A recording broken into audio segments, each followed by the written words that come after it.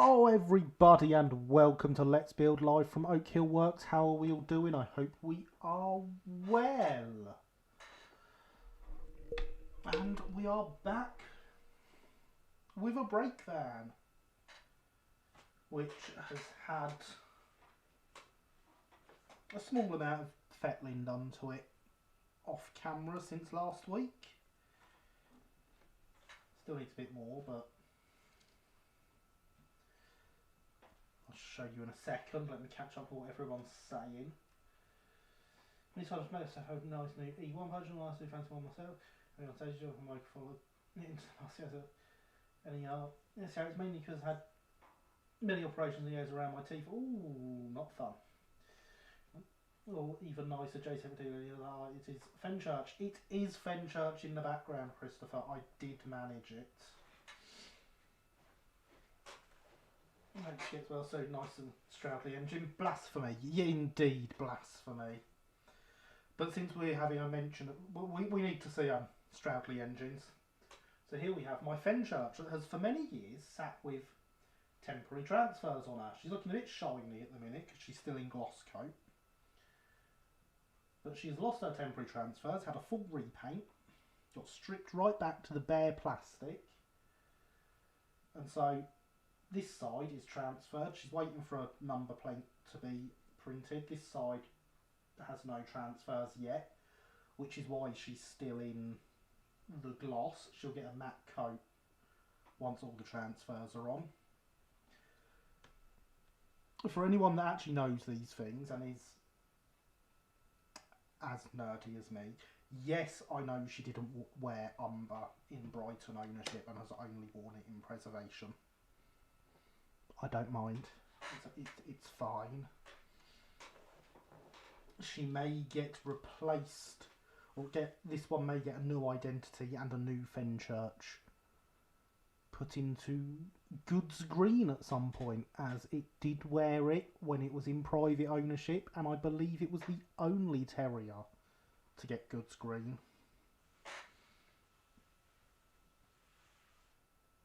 It was repainted when it went to Brighton for repairs in 1904, having been sold by the LBSC in 1898. Well done, sir. Thank you. Nice much. Standard nerd. Exactly. So isn't the LBSCR lettering strictly slightly too big?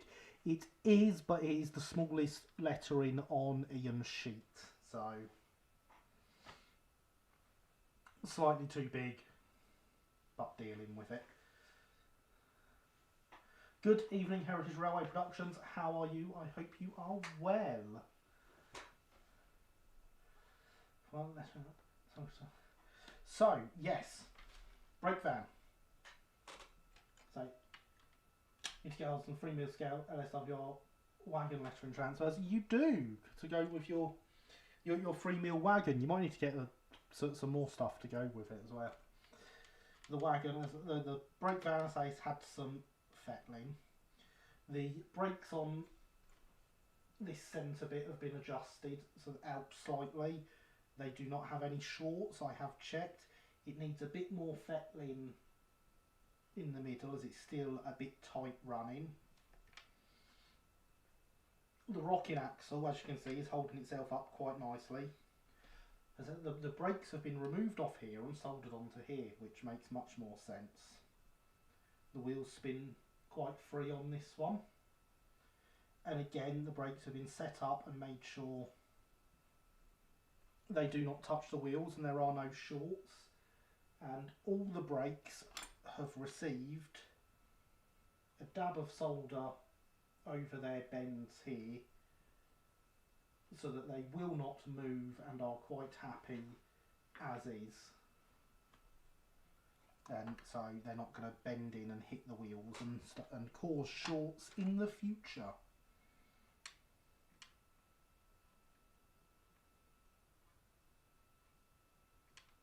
Won't hold itself up now. But that is what has been done. Now, I was going to get it all, get some primer sprayed on this lot, so they could be painted and attached to the bottom tonight. However, I remembered rather too late to rectify it that I currently have no etch primer, so that's no good. Well, I'm at 10 making 2mm, 3mm, 4mm, 7mm. Well then, Linny, get on with it. I disapprove of shorts, I prefer trousers. I feel quite the same, James. I feel quite the same. So yes, instead of painting these up and getting them attached, we are going to skip over that bit and move on to the next bit that will probably be easier to do because it requires more soldering to these. So better we do it before we spray it in primer, eh? And that is of course fitting the axle boxes and springs to the W irons. So in the case of here, for this wheel set and the centre wheel set, we're doing it on the side here. For this wheel set, we need to do it to the actual unit rather than on the bottom of the brake van. So that'll be fun. There is a decent amount of wobble in it as well, and this one has enough side to side movement, so we should have a nice properly compensated wagon, which I've never done before, and I'm still really impressed at how we got on. So yes, tonight is going to consist of some white metal to brass soldering, because of course the small parts like that are white metal. I'm sure there's many people that have built this brake van kit in the past that have glued these bits on.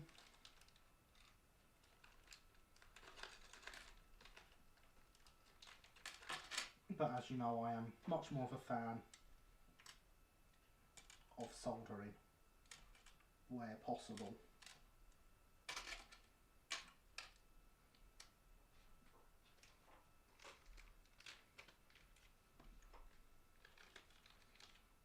We're going to drop all these other parts away back in here so they don't get lost.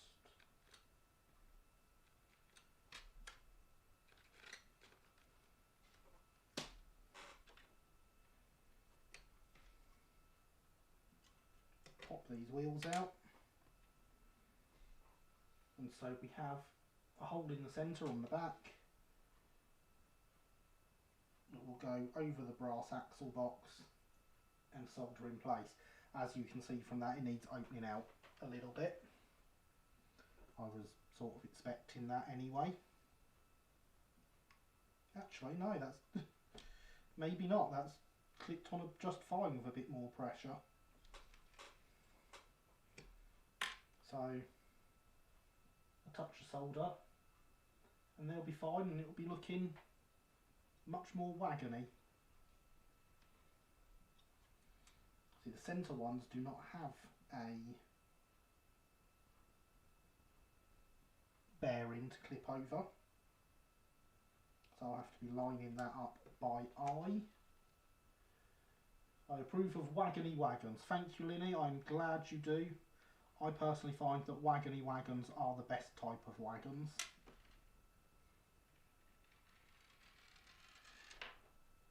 Caught it. And so then these ones will go on the end of the unit like so. I approve of 7mm. Well, Andy.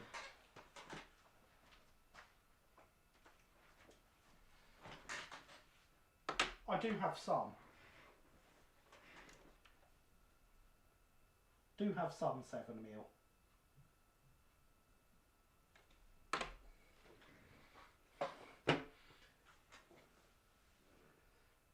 Detail on this is amazing. It is rather good, isn't it? And in fact, Andy, having seen your post a minute ago,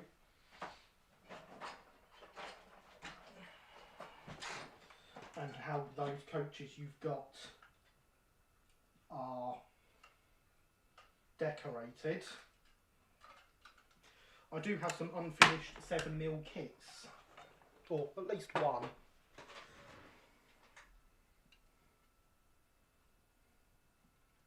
It's a rather impressive beast.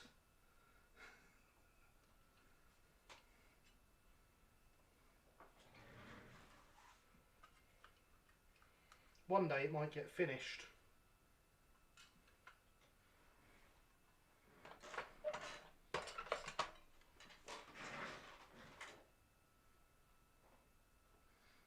It's not a Stroudley loco. No, it's not. Therefore, I'll see one of them on this stream. Well, just for completeness, there's a second one.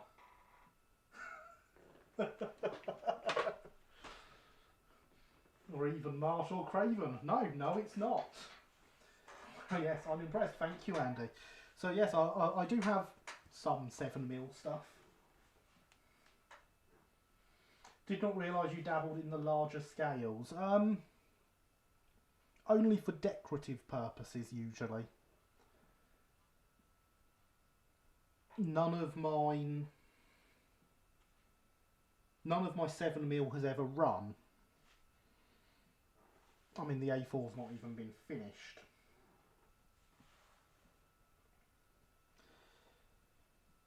But eventually, I'd like to have a train to go around the Christmas tree, and I'll probably do that in 7mm using those locos.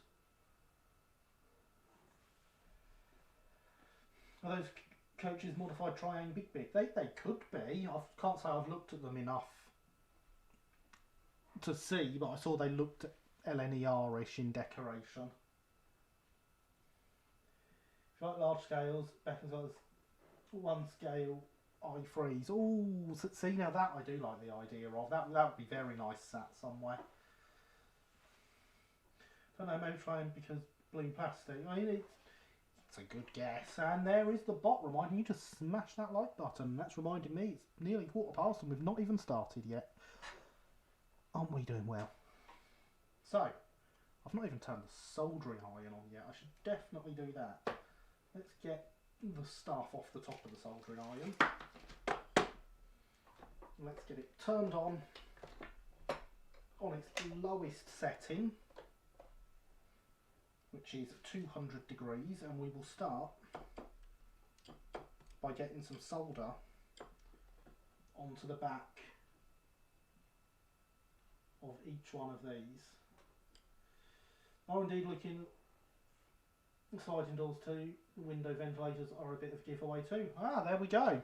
You have an answer as to what they are. It's good the detail you can get in 7mm.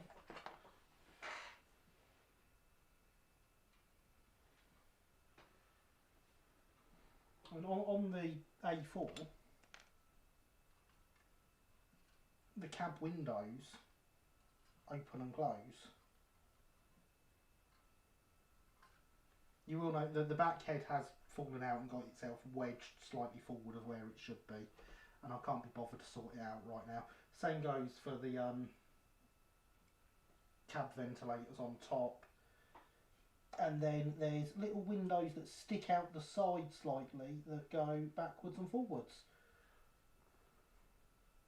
Just here. And I believe they open and close as well. So you get a decent level of detail that you wouldn't ever see in 4mm.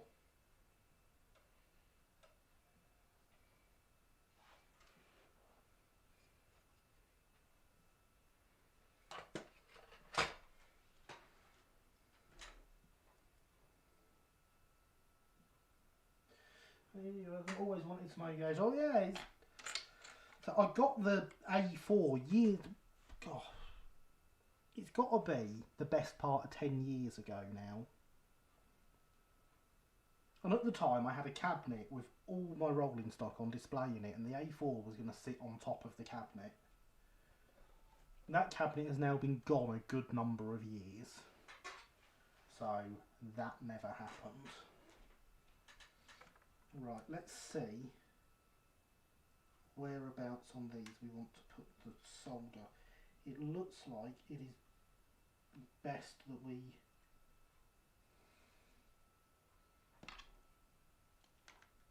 run all the way along the back of the spring and around the outside of the axle box, being very careful with it.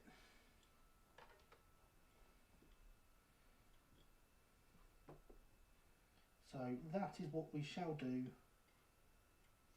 with all of them.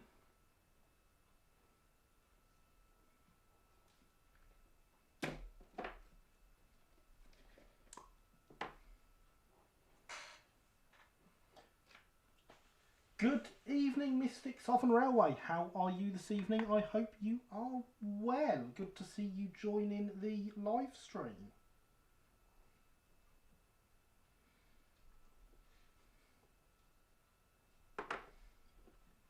You join us just preparing for some white metal soldering.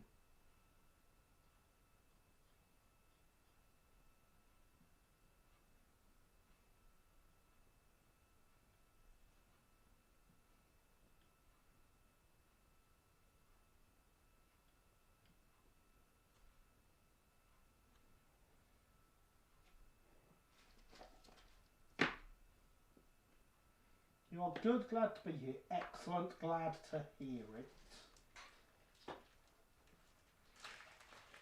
So those first two axle boxes now have some flux on them. Let's adjust the camera slightly. So these two have flux on them. We're just going to get some white metal solder on the back. Do you get working brakes though? On my 7mm, no. That's clearly still the reserve of P4. There's a thing on my tip there. There we go, that's better. Quick clean, looks much better.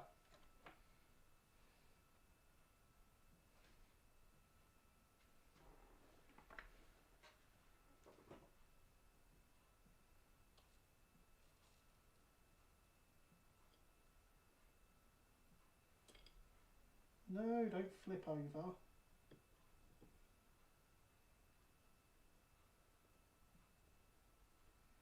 So that is that one tinned.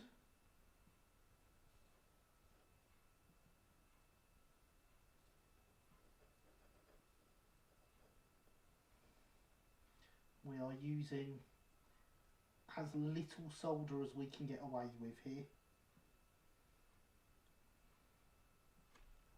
So in fact I don't know how well this is going to show up on the camera, but on this one I can still see the indented lines of these springs running all the way along, because we've just used that little solder.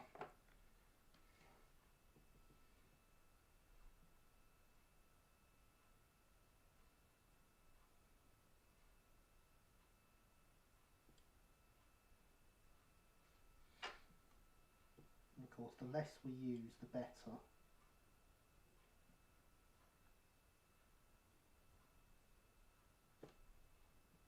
Because all we're doing is making the surface better for soldering too. We don't want to change the shape of the surface.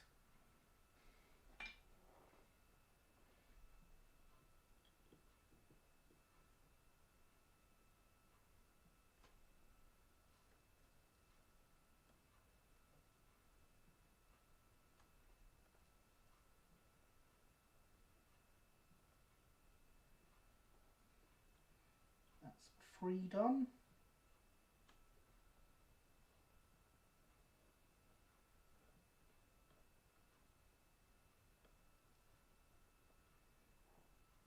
That's 4 done.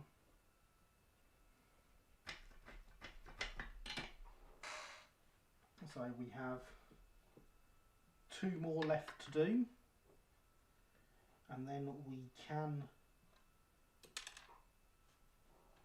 prepare the W irons, which will be with the regular solder, just tin them up. And then we will solder them on with white metal solder.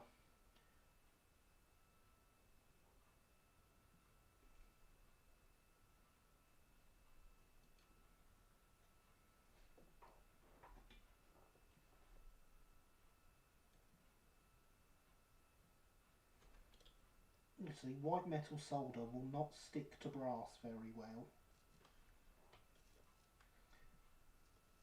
but it will stick to the solder quite well once we tin it.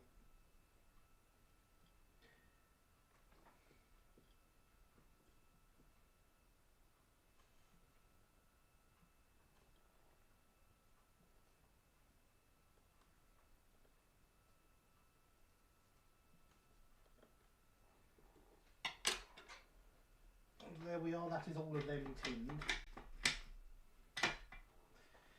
Is that metal you're working with there? Yes, this is white metal. So all these parts are white metal and we are soldering them to brass. So I'm now going to turn the iron up so that I can tin all the brass bits.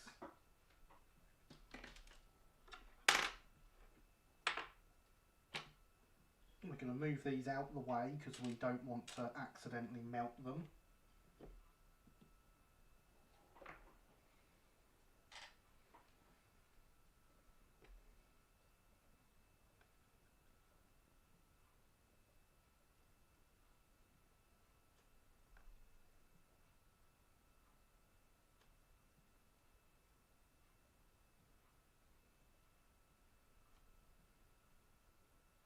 And so we're just getting the flux all over the W iron whilst we wait for the soldering iron to heat up. Too many irons this evening.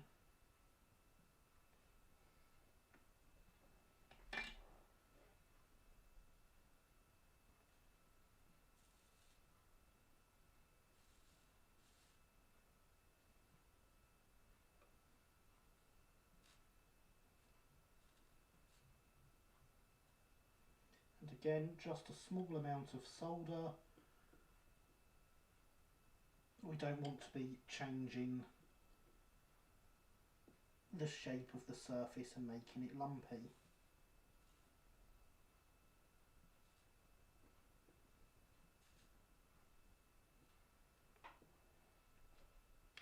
So there is that one done.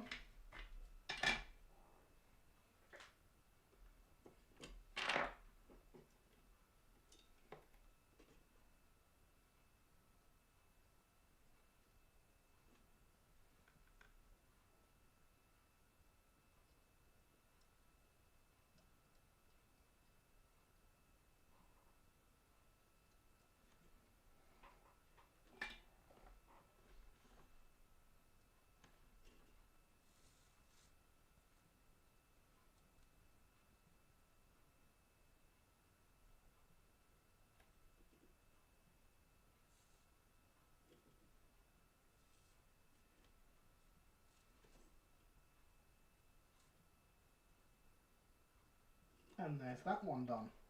So now we just need to get the two on the other side done. You can see they are covered in solder but still W iron shaped.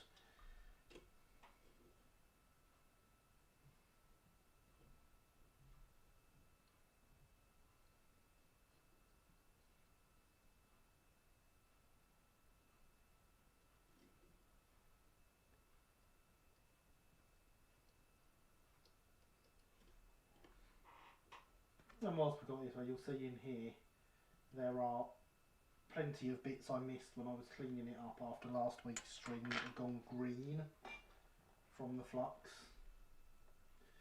Never seen anyone make kits like these before. Ah! Well, I'm glad to show you something new. That was the original point of the channel.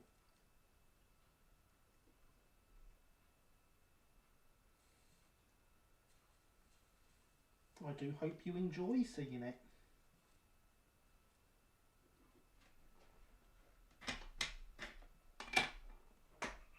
So there we have all the W irons. I forgot that the body's not actually attached. So we're just gonna get off any remaining liquid flux. Good evening, Will. How are you? I hope you are enjoying your walk. So now we want the iron turned back down.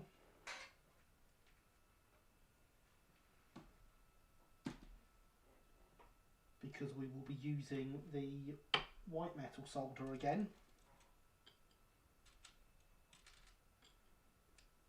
So we can bring these back in.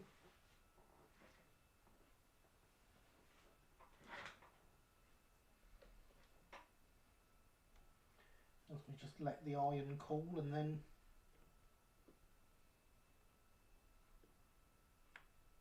so these will, I like the way these are clipping on nicely.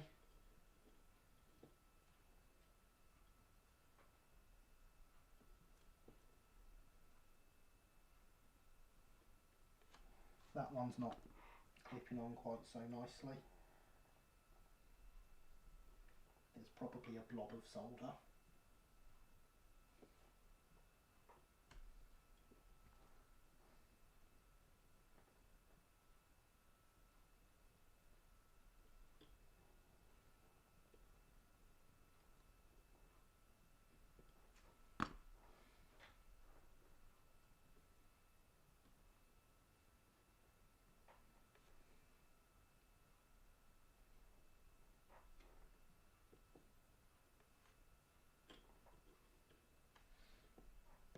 There is a slight blob just down here behind the spring. There we go, got it.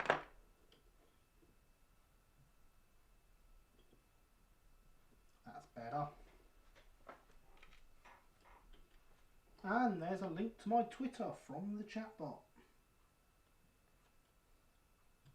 It's desperate for you to know I have all this social media.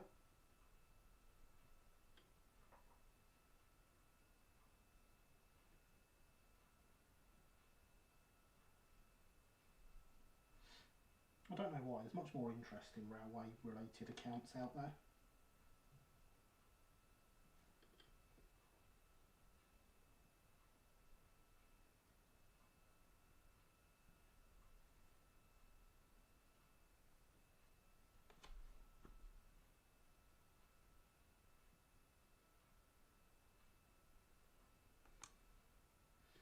That is all of them that can hold themselves on, holding themselves on.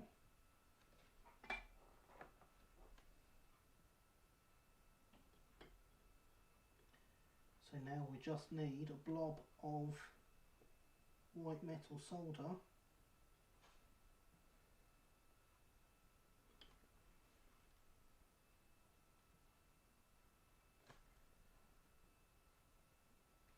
Or several blobs of white metal solder, I should say, to lock them in place permanently.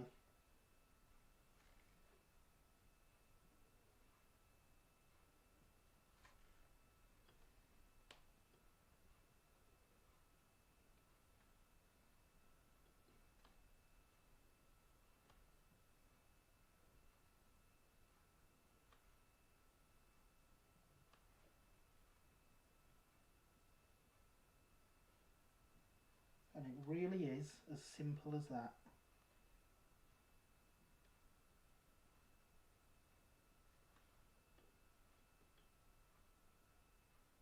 That has soaked all the way through there.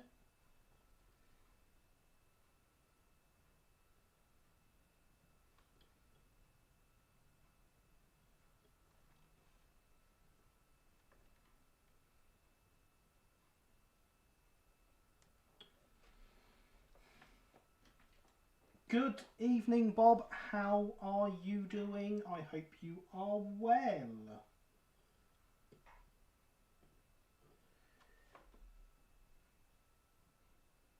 You join us as we solder these white metal axle box and spring combos onto the bottom onto the W irons of our brake van.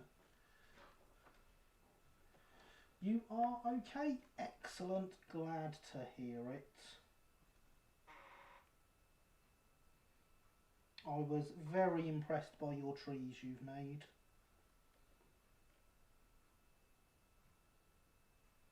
They are looking absolutely fantastic.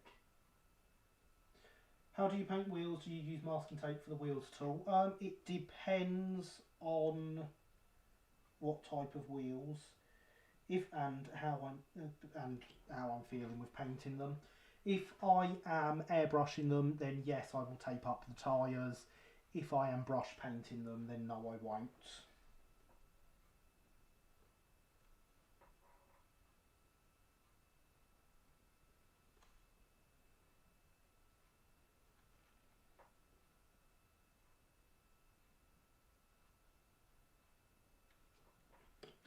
Challenge testing future building. Is it me or is the sound quiet tonight?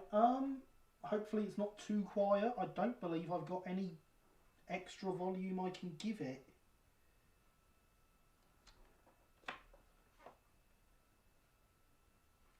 Do let me know, everyone, if the sound is quieter than usual.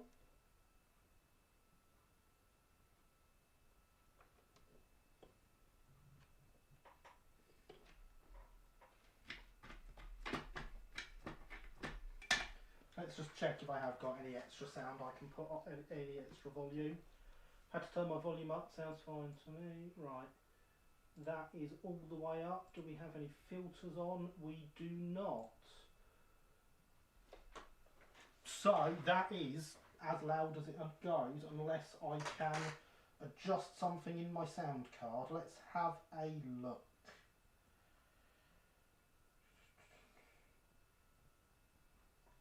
It is connecting because my sound card is managed by an equaliser on my phone.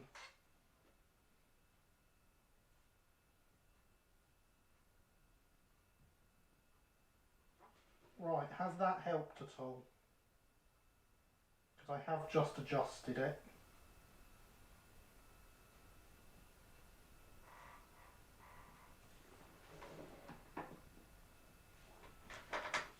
So I've made it louder on the equaliser on there because it was turned down a bit there. So hopefully that has made me a bit louder.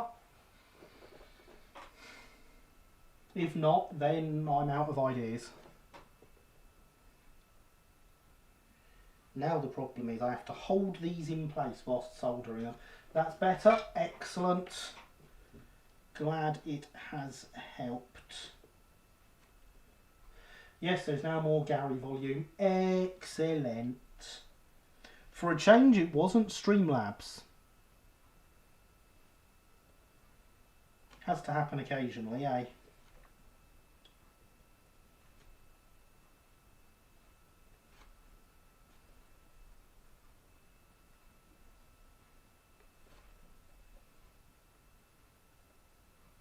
This is where it gets hot.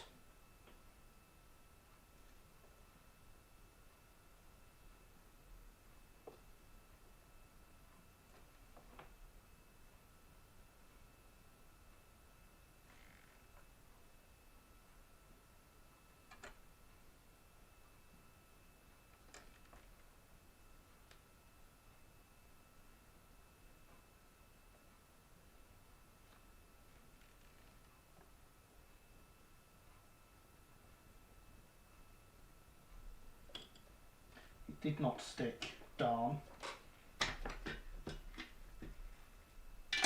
You are quite right, we have not done that at all, have we, Linny?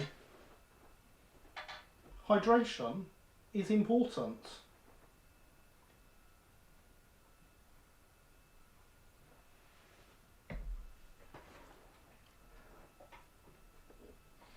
First picture on Discord, suitable for Mr. Pets. Ah, it'd be a cat picture then.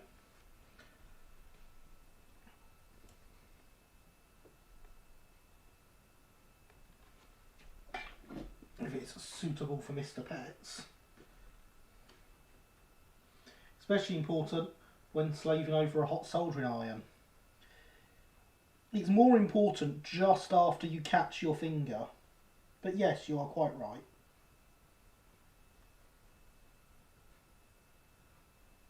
I think that's got it that time. Yes.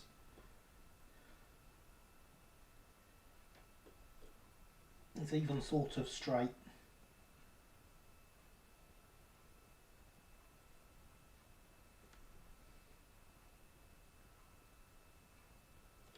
And there it goes again, of course.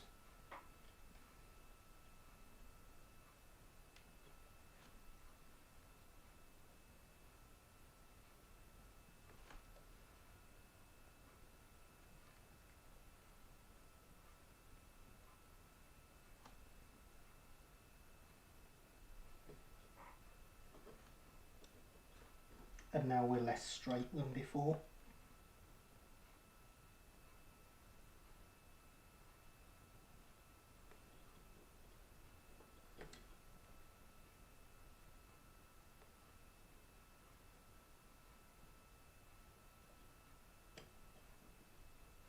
Axle holes lined up, looks straight to me. Excellent.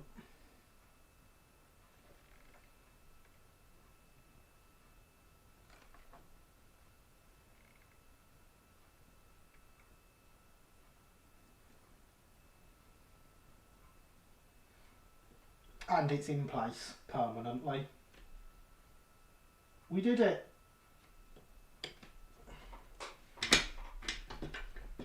I've seen the fluffy picture, I approve. See, I knew it would be a cat.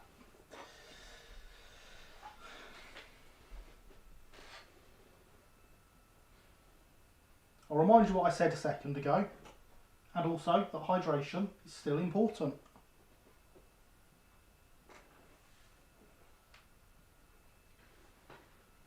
So are mugs with my logo on them. They're also important. Exclamation mark merch in the chat for a link to my Teespring store.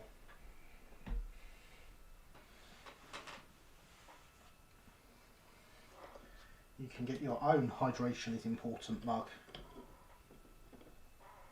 No, I don't mean you can have one of me.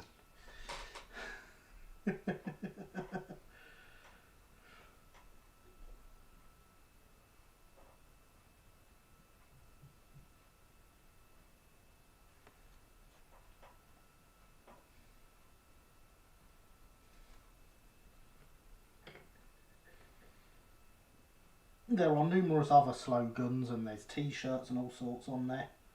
But we all know the only important thing is a mug that says hydration is important.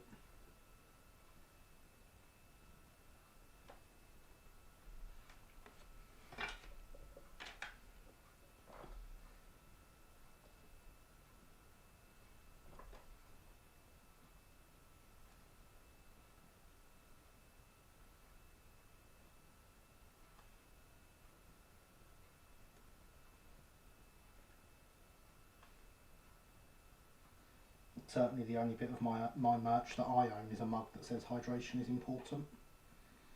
Right. Let's see if we can straighten this back out. Because it's at a slight angle.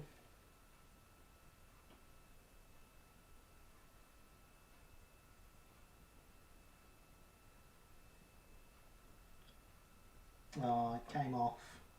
That's a shame. I thought it had stuck there because it was straight and it was in the right place-ish.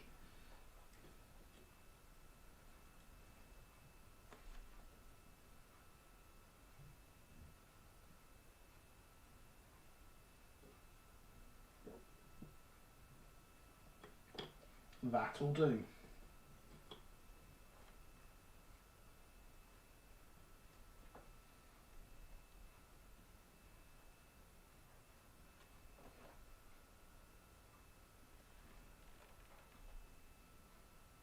Now we just need to make sure it doesn't fall off whilst we get some more solder on it.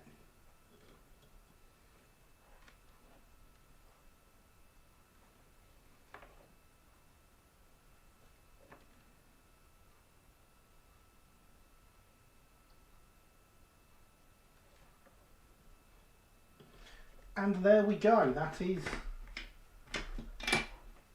all of our axle boxes and springs attached.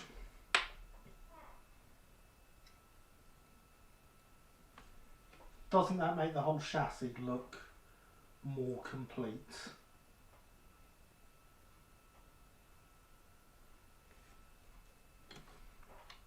You don't get the centre brakes there over here. As I say, that needs a bit more fettling to give the wheels a bit more freer movement. But yes, I'm rather happy with how that's looking. So, I believe that's time to mark off another instruction on here. For the SR spring cars and double line spring suspension. Right, yes. They're going on. Yeah. I know what that is now. And so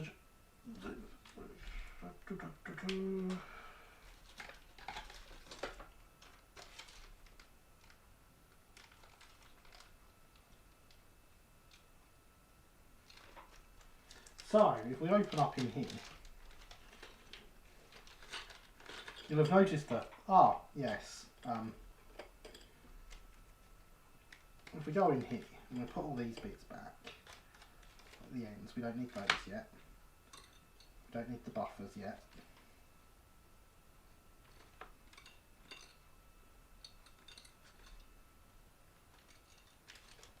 I may be bad at counting sometimes, but I just counted 5 buffers there. We've got the bits at the top that the spring's attached to.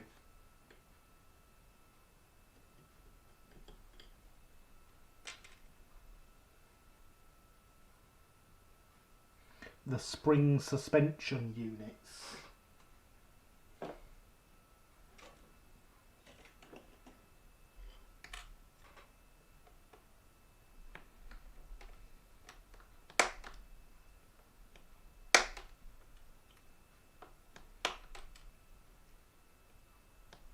Which have marks on them for where to cut to separate them into their appropriate pieces. And look, there is the bot reminding us itself that hydration is important.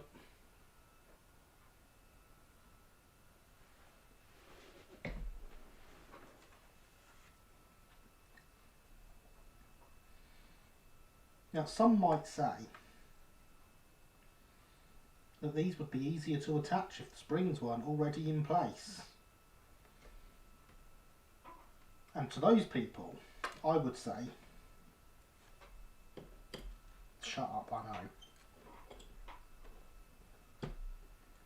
I forgot, alright?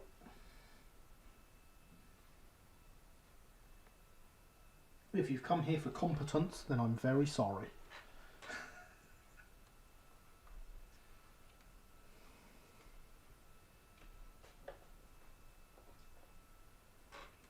Let's turn the iron back up.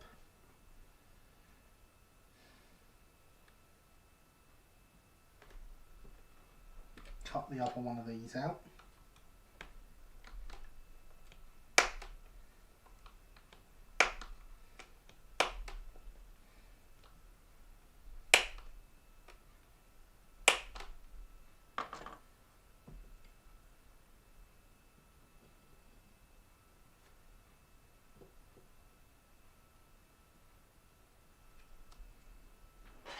And see how clever we can be. Probably not very, so that it's going to be really, really hard. But we'll see. Gary makes these mistakes, so you don't need to. Indeed I do. I also sell mugs with that written on it. Well, it says I make these mistakes, so you don't have to. But close enough.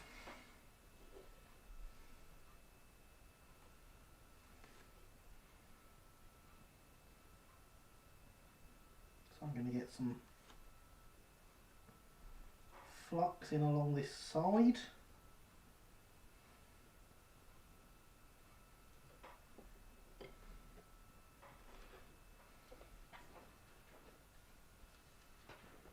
I'm going to get the regular solder out.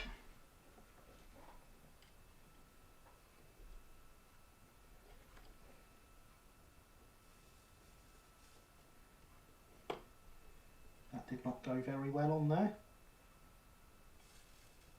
That's better.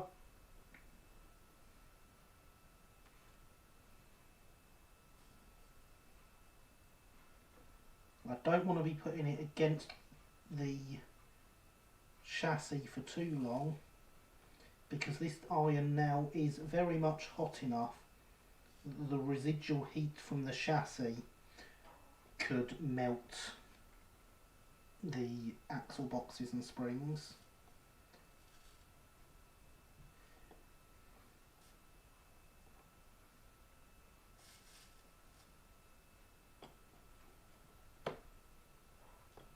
It has not. I claim victory. Now we've got to do it on the other side.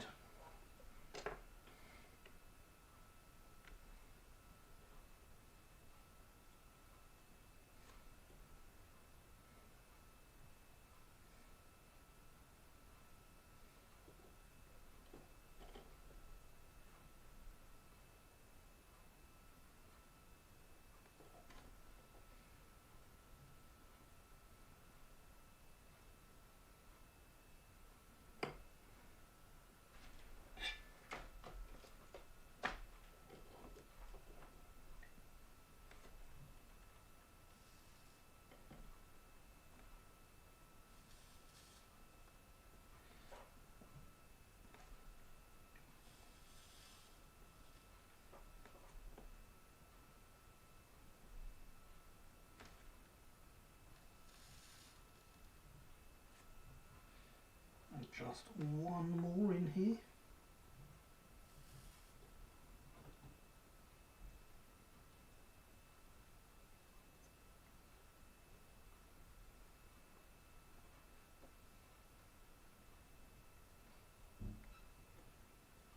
And there we go, that is all of them tinned and nothing melted.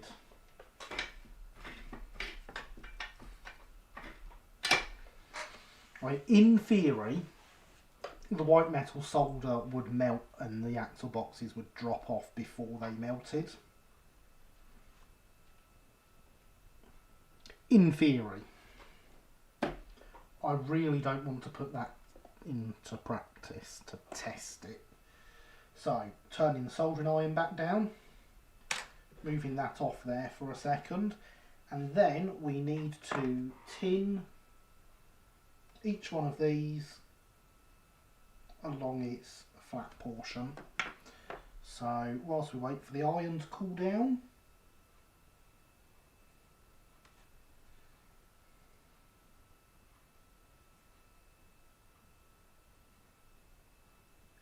something it is surprisingly quick at when you consider it's losing 280 degrees Celsius.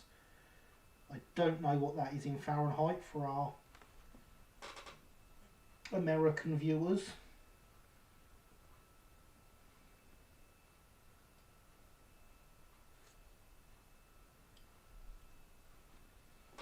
But it is nearly there.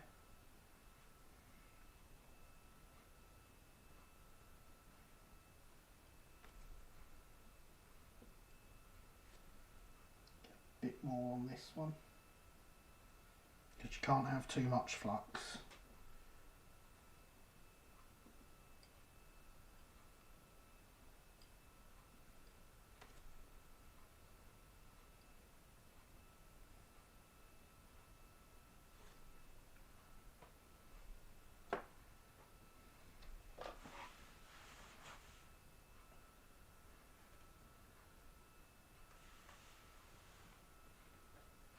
Guess in theory the axle boxes should have the ability to fall off in that case. In theory.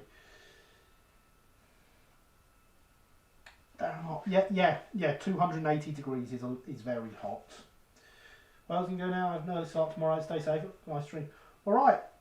Good night, J94. Thank you for coming. Enjoy your new phone. Have as little pain as possible tomorrow.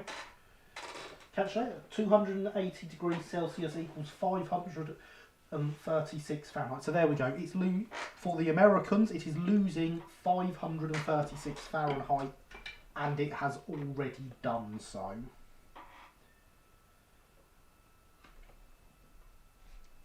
It has gone from 480 Celsius to 200 Celsius.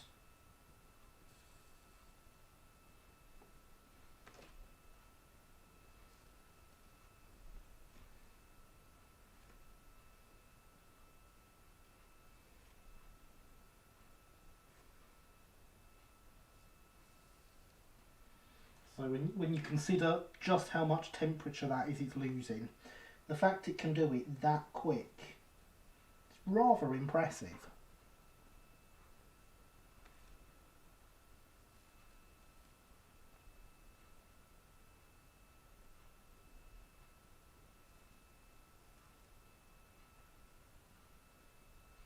So they started at 892 Fahrenheit it started at.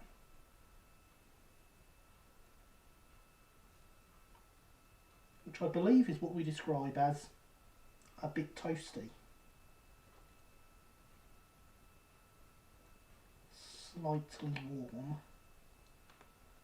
And it went down to 392 Fahrenheit.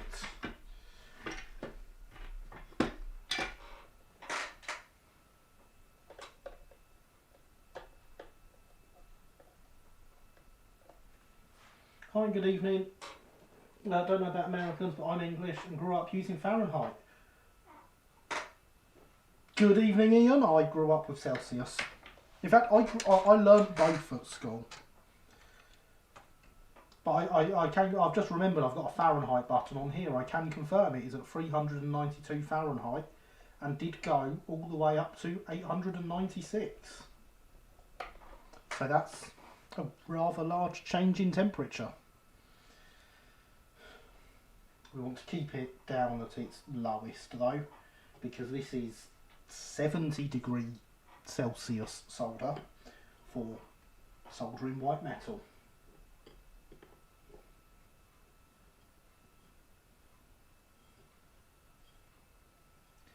But yeah, so I learned both at school, but have since basically forgotten Fahrenheit because I don't ever use it.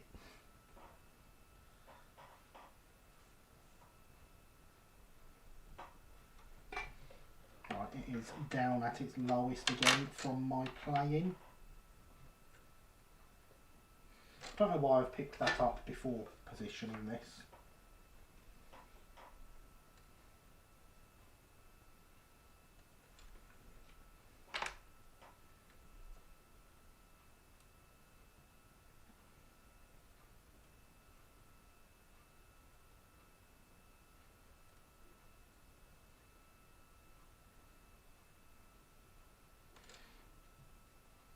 Right, that one is in place and is holding itself, sort of.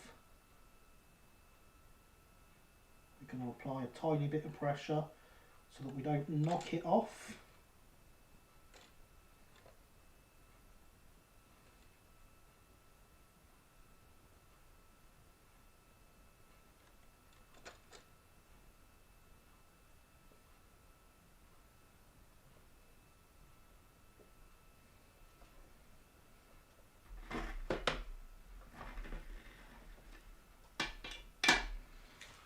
The old ways are the best ways, as you demonstrate in your modelling. Thank you very much, Ian. Indeed, there are many, many cases where the old ways are indeed the best. So, that is one in place. The fun bit will be this next one.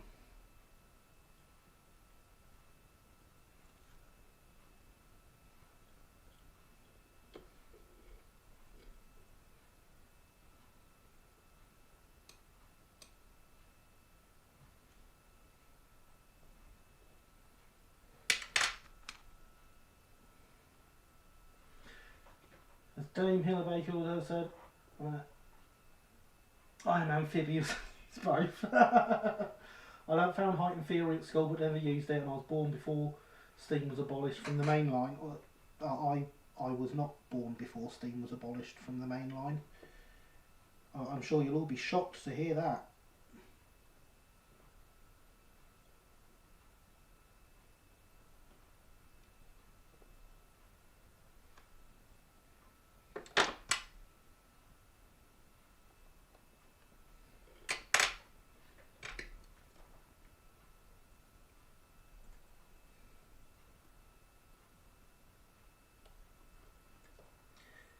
Right, that's not fitting between the W irons. That would have been a problem whatever order we did this in. So if we just shave a little bit off either side of it.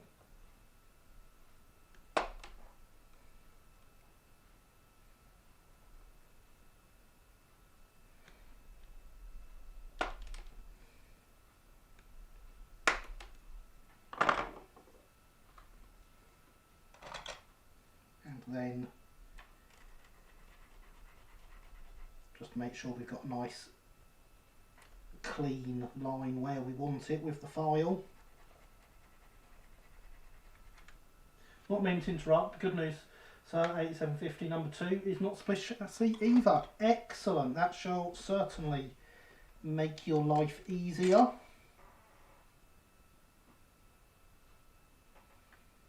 And of course feel free to interrupt, because I do enjoy hearing about everyone's projects that you've got going on. So everyone, now's the time. If you've got something going on, let's hear about it. Do share. What projects do we have on the go in the audience this evening?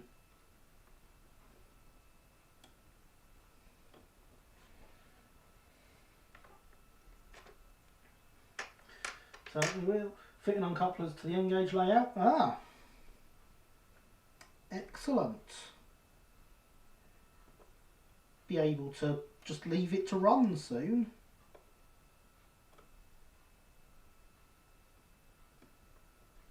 Haha, it's in.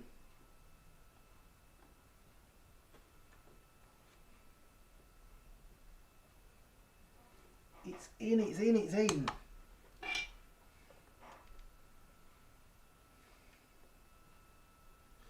Much magnet, many knife. Not much here, just putting that in Minecraft car. Oh, I want to play some Minecraft, but I'm waiting for the update to come out. Which won't be till like next spring. But I've got bored of my world and don't want to start a new one with an update that's going to require a new world essentially.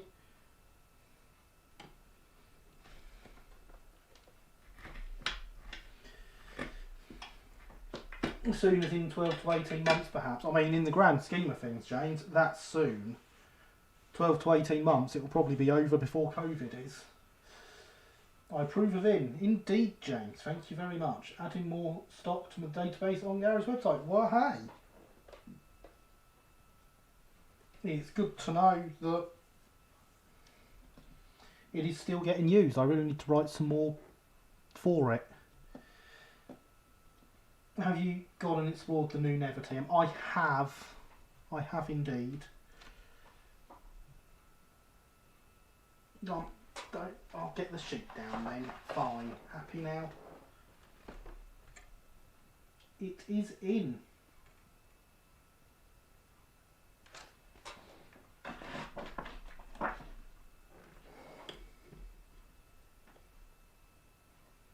So that one slides in place. This drops down next to it, and yes, it sort of... I think we're going to lose a bit on the sides of this one like we did that last one. Because it goes in, but it sort of pushed it at an angle a bit around the W iron.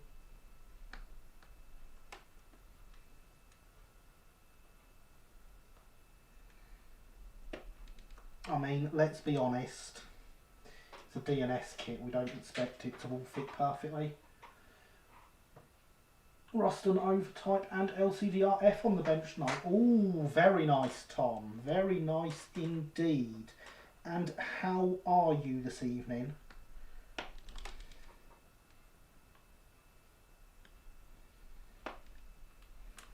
Do like me an LCDR-F class.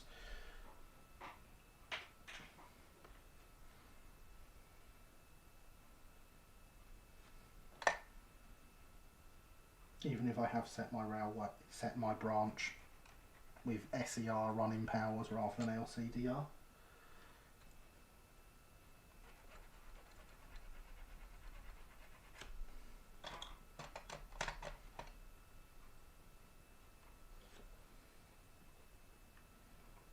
a little bit sliced off there. That goes in.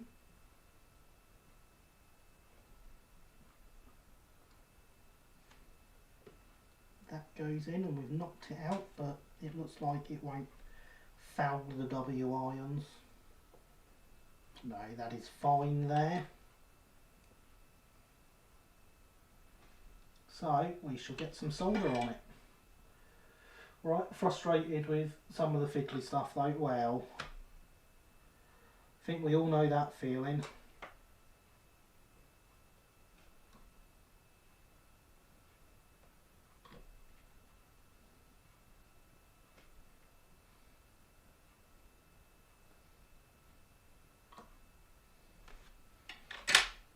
At least you haven't stuck all this together and realised you forgot the bits that go in behind what you've just stuck in.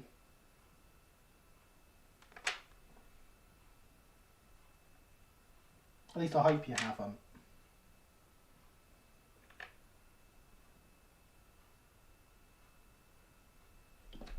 Because you know what I say about these mistakes.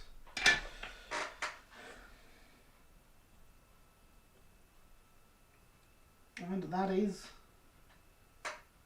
another one fitted.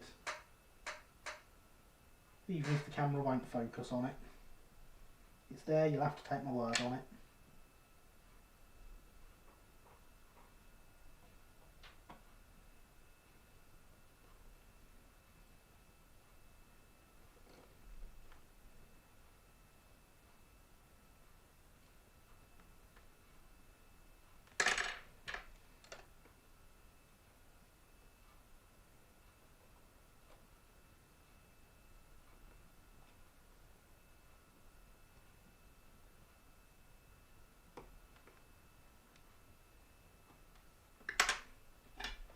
Right then, that is in place.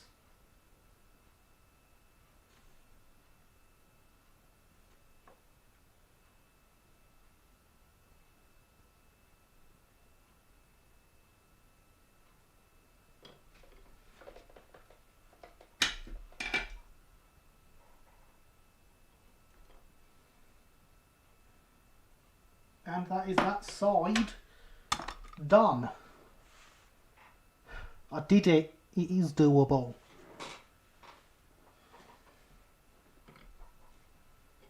I don't advise making these mistakes.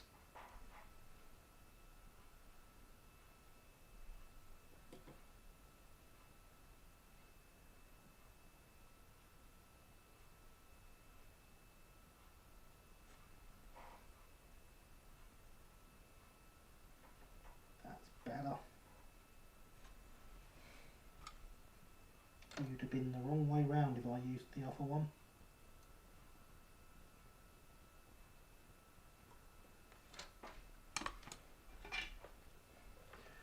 Good evening, Simon. How are you this evening? I hope you are well.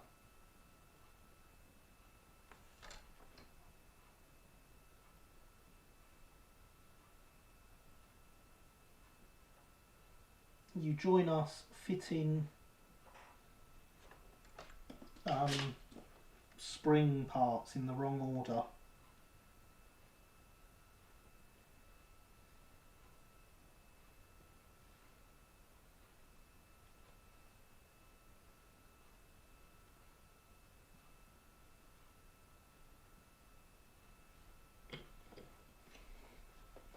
I'm good, thank you. Hope you are too. I am well, thank you. A bit tired, but other than that, I am good.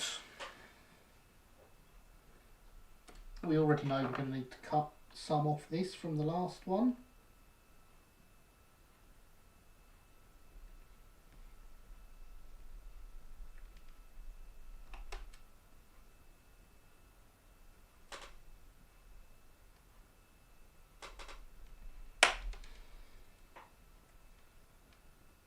So we shall get on and do that before even attempting to fit it in place.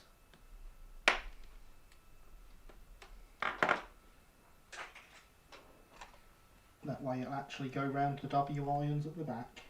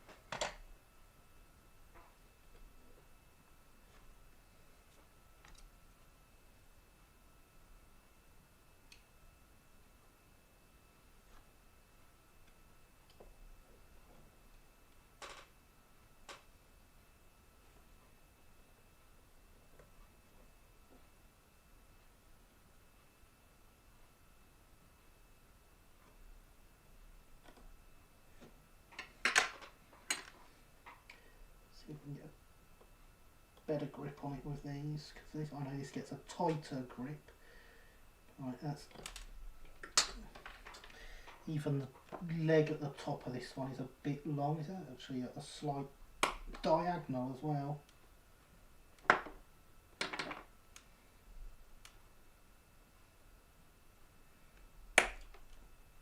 Hopefully just straightening it up will be enough.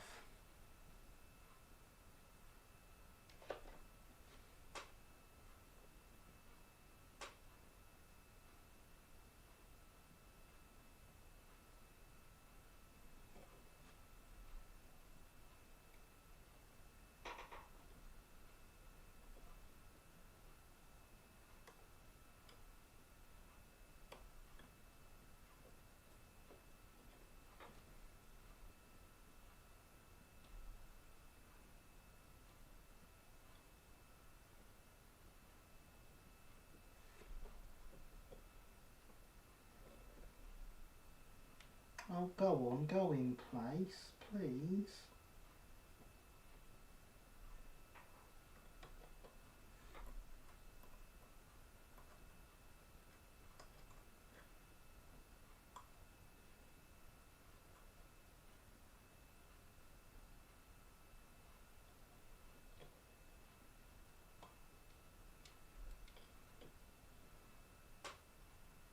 It really does not want to, does it?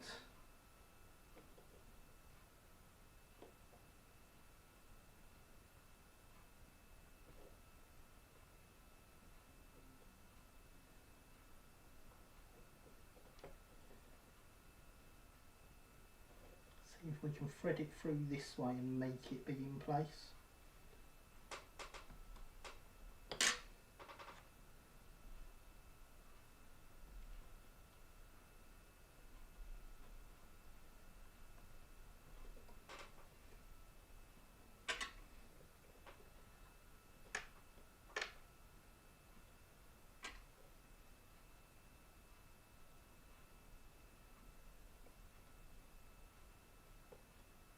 Worked, but then it fell out.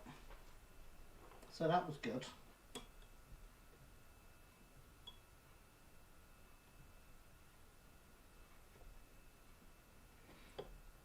Again, this is why you build things in the right order.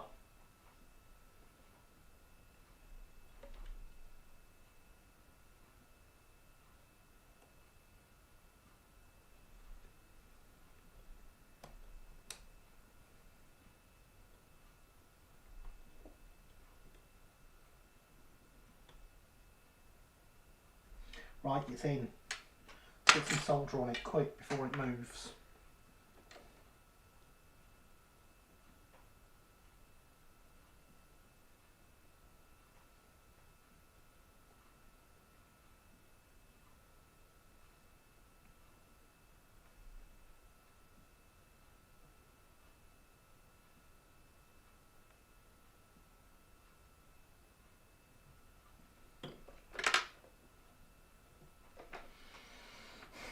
There was solder on it, but it fell out anyway.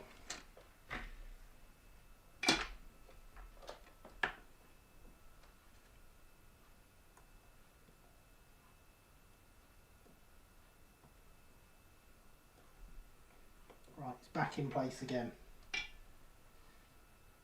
It's fallen out again.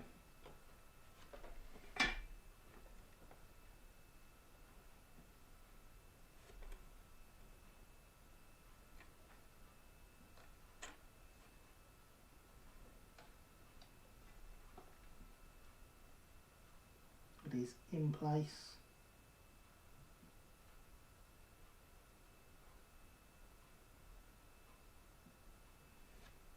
It has some solder.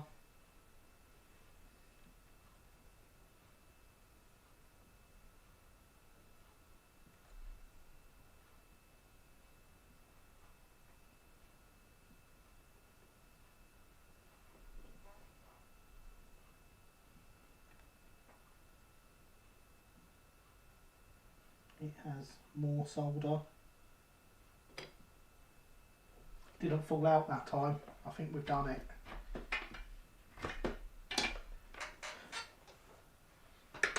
That's the hard one.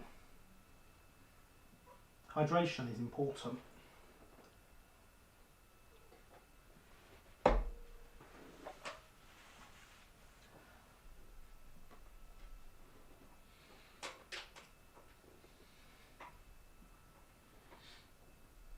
So let's see if this one fits.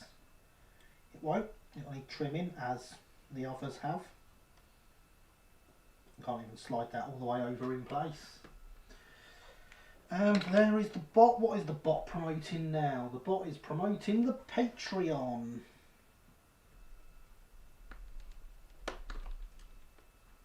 Which of course is totally optional. I do not expect anyone to sign up.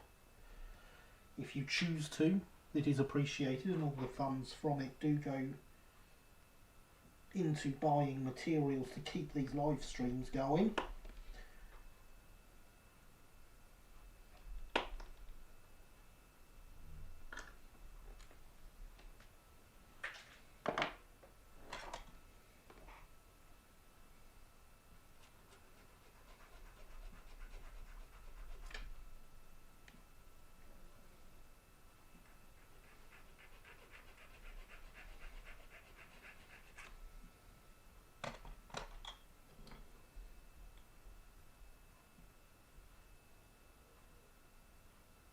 There are no benefits of doing so other than knowing you're helping keep the live streams running. Right, that is where that wants to go. Convenient when you get it just right first time.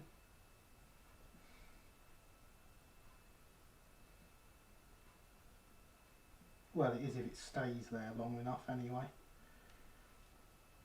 Hopefully that will keep it tacked there long enough now that I can solder it properly.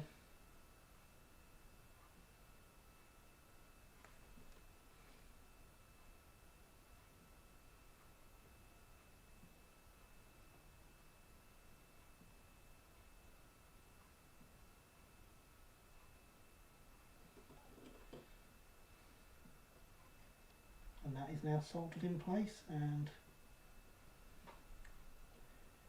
yes, that is where it wants to be.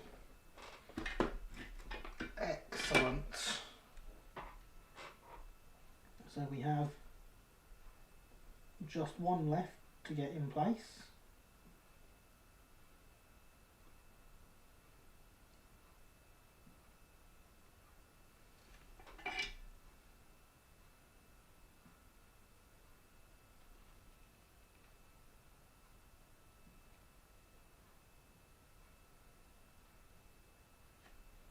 Wants to sit just there.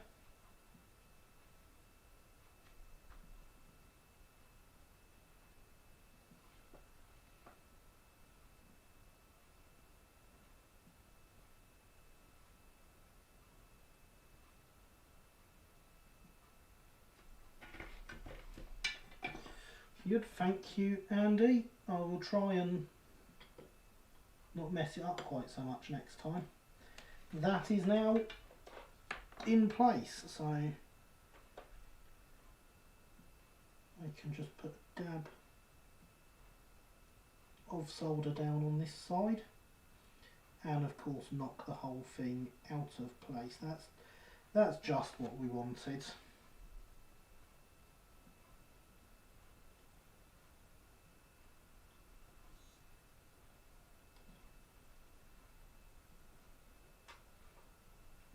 You know what though, I've got it back in place when I've knocked it back there.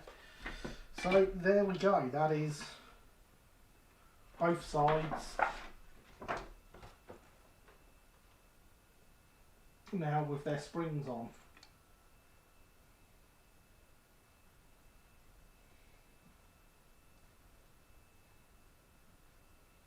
So that really is an instruction done.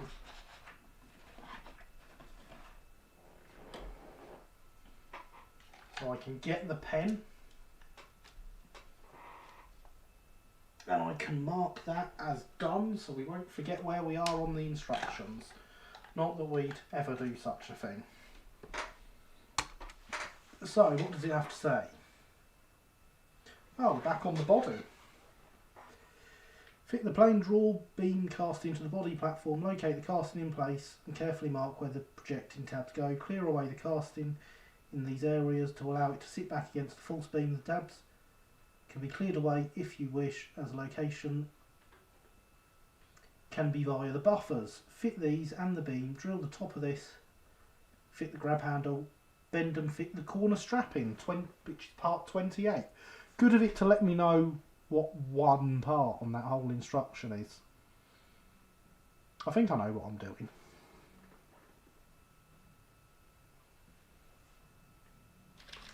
See if we can find part 28, because it's not on the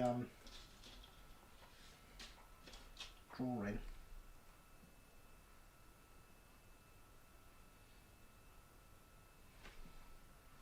Can make a good assumption of what it looks like. Yeah, there it is, 28.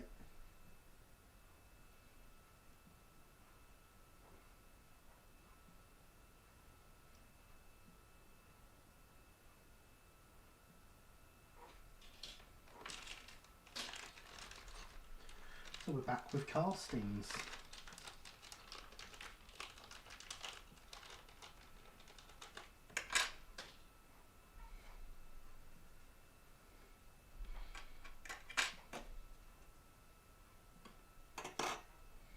Of course, it's a bit different looking now to how it was.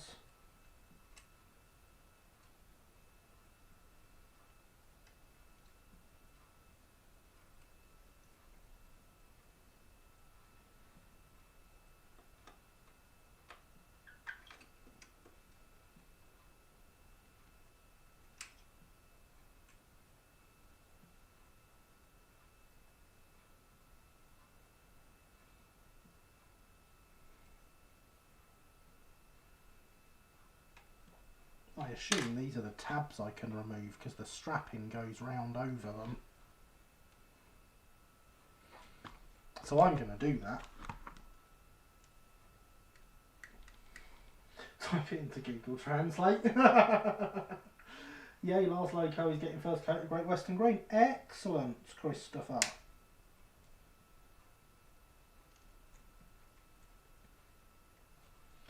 And of course, as it says, ow. Random pain in my thumb. I don't actually need the tabs to help align it.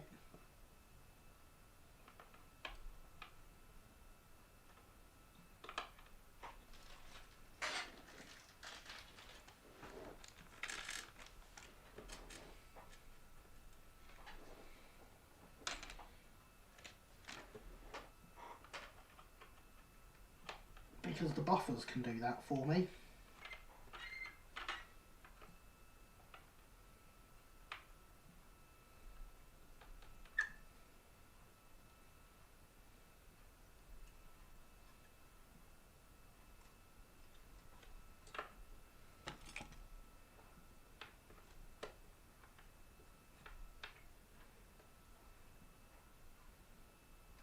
In theory.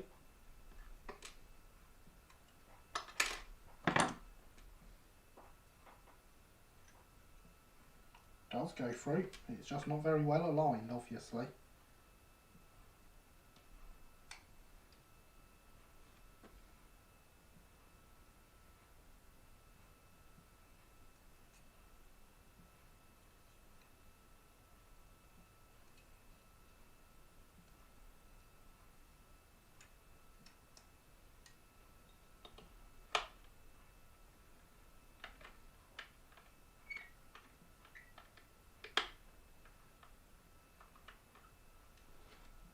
So you see the end holds itself on. Of course, what we need to do before that doesn't get any form of mention in the instructions, is these panels that go in there.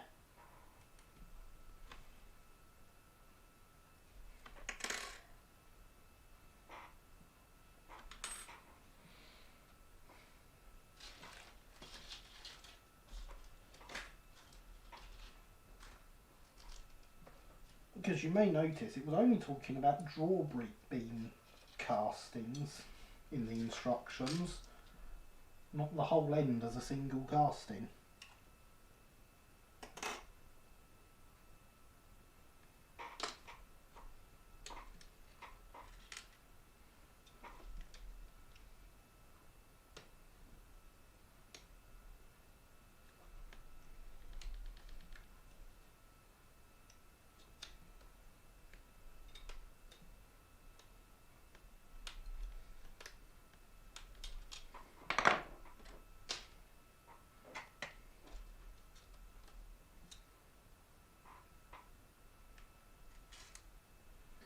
We just want to cut these out and file them down so that we don't have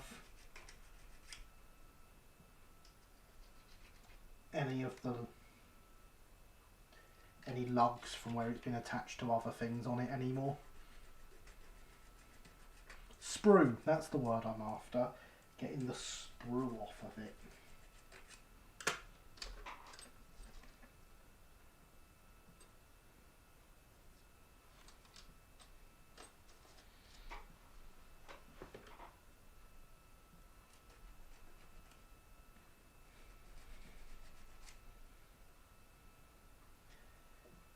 And of course it's not going to fit nicely in the space it's designed for. That would be asking too much. Work tomorrow, so I'll say good night. Alright, good night Paderborn, thank you for coming. Has been great having you here as always. Sleep well.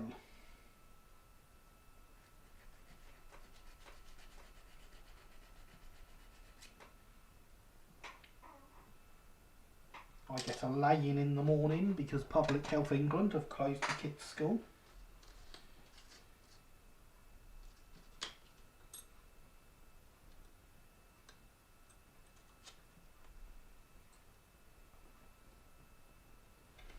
So they will pop in like that, but not yet they don't.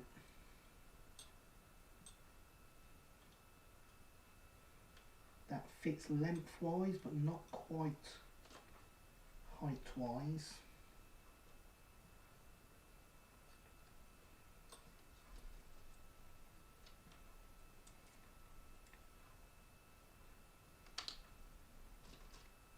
I never noticed these ends are different.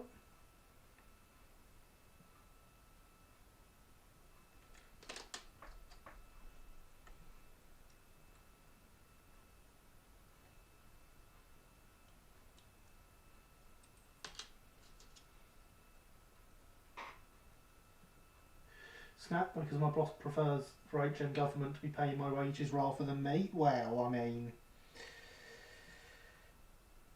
rather than him, yeah, I can see what City said. Friday the schools will close soon. Ah, see, our schools haven't closed altogether.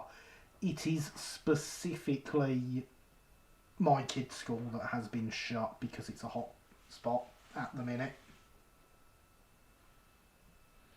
How's it dipping out this evening? Keen to see how you're getting on, Gary. Good evening, Corbs.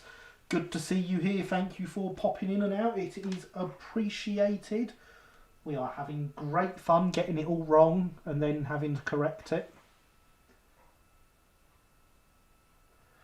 Got a letter from my boss that says I am special. Well, it's always nice to know you're special. I am going to grab my pictures of this quickly.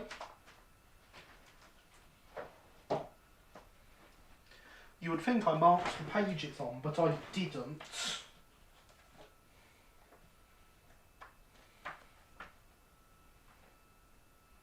It's here.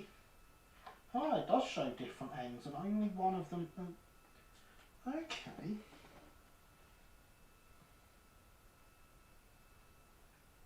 I genuinely never noticed that before. Hope our stars are not happy going in, but I will say no more. Yeah.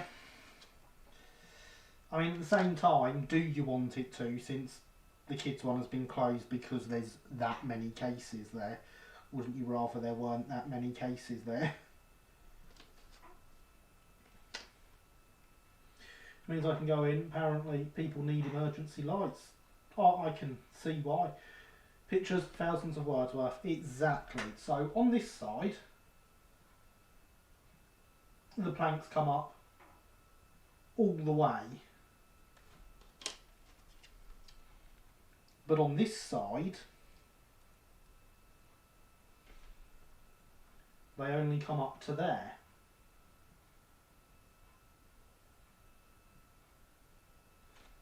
PM use post stream. Good idea. So yeah, one of these needs cutting down. Well, I mean, they both need a slight bit trimming, but one needs a significant amount more cutting down to meet up with where it should be.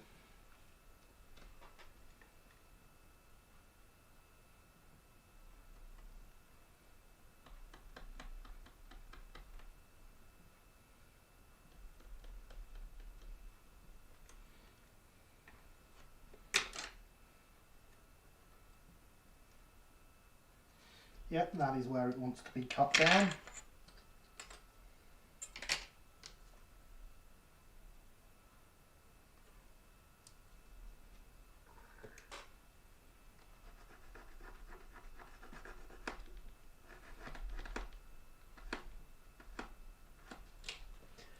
And of course, I do not have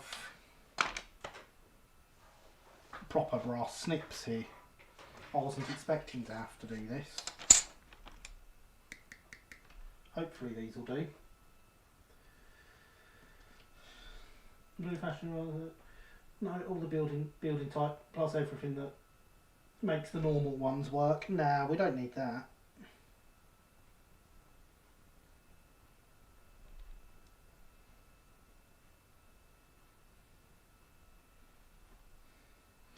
That will not do it. Where's my other ones? My sharper ones.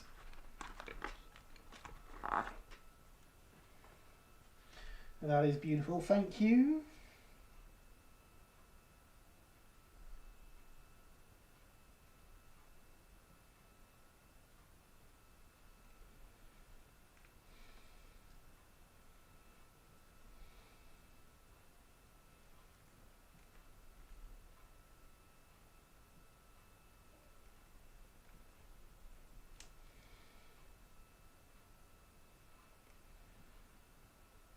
These are still not sharp enough.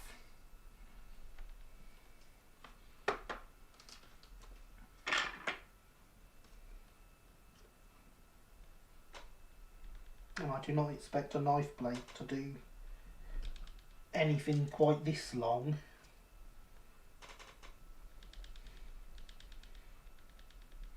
It's one thing getting it to do sprues, this is quite another.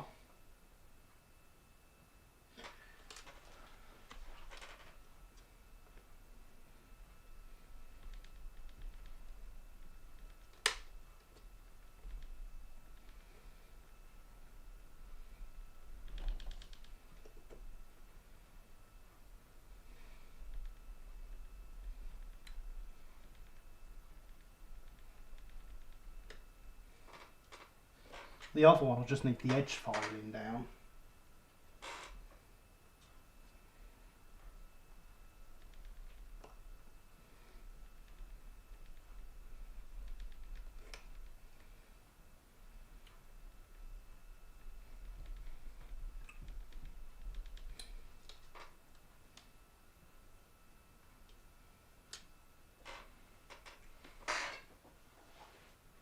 You're quite right, James, I should hydrate.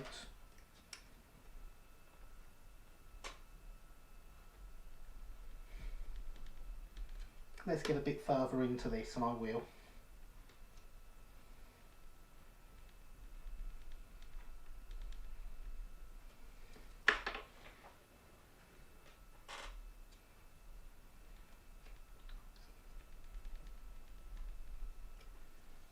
It's amazing what you can do with a knife blade.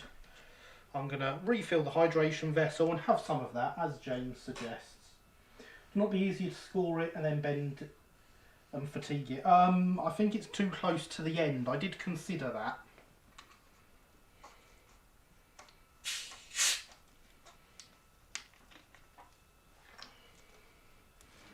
But I worry it's a bit too close to the end and a bit thin where it's not going to bend nicely for me.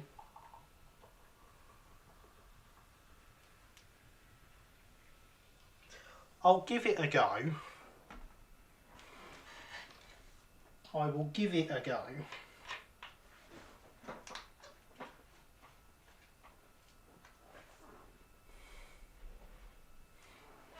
But first, hydration is important. Of course they will, Ian.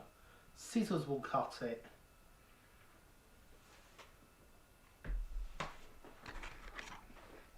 I should know that because I usually use scissors. Not these ones, I have a better pair that I usually use. Of course they will. My better pair prevent quite so much bending and curling.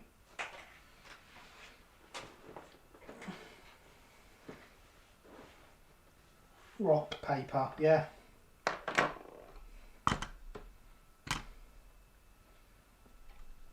You wouldn't believe I scratch built a loco in brass, would you?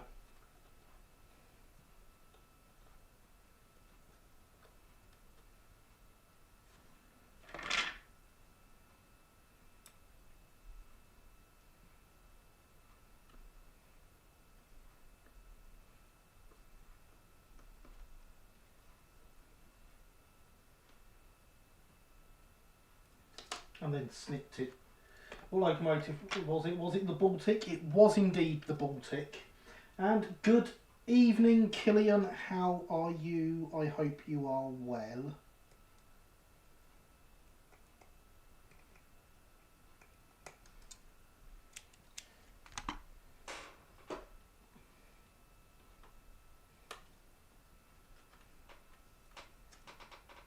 Fits. I approve of Baltics, I knew you would. Both in original form and N15X form. No, they were ruined by being put into N15X form.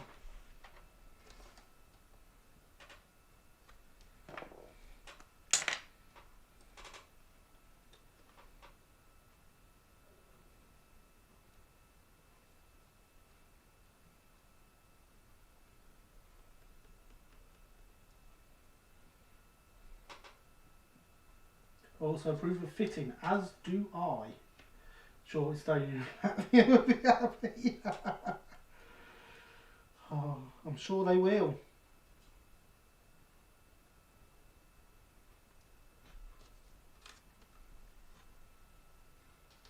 Very well, thanks. Bad internet connection, but just about here. I trust you are well. I am indeed.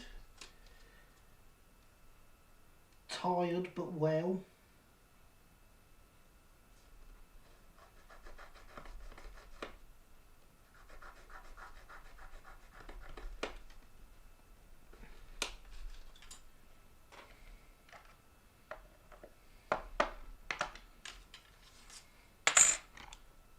Scissors always the answer.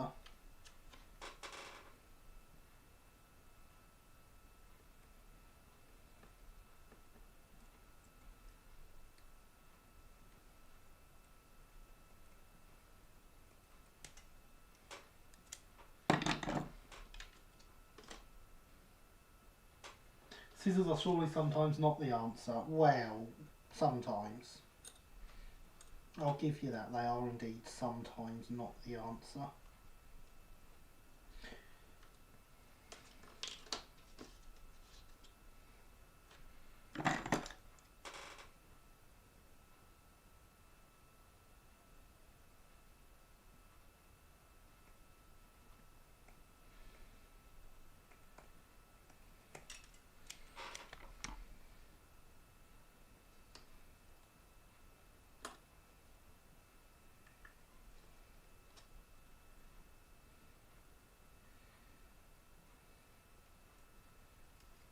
And that just needs a tiny bit coming off the end there.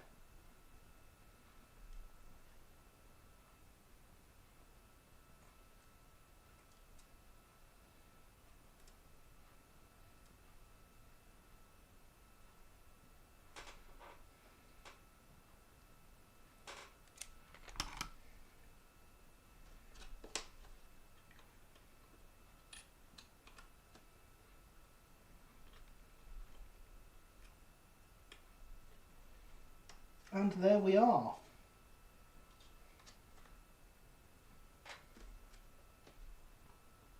They fit. In what ways do the M15Xs ruin the Baltics, or do you just mean aesthetically? I mean, obviously there's the aesthetic ruining of them, but it was a rebuild that should never have had to put an engine to do a job that it was never designed to do. They were making an engine for long runs at sustained speeds with a boiler that was not designed for long runs at sustained speeds.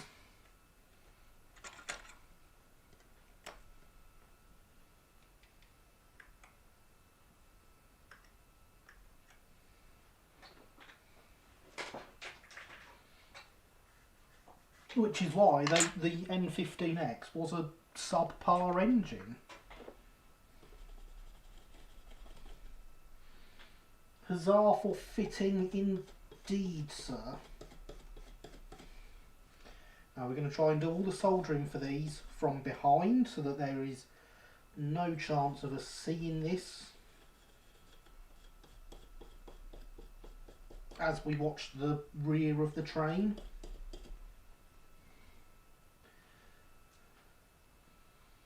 The London Victoria to Brighton Express, not a long run at a sustained speed, no.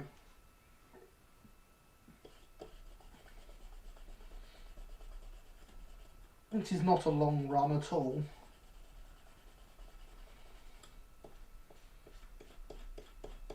And they did not have to maintain full speed for the whole run.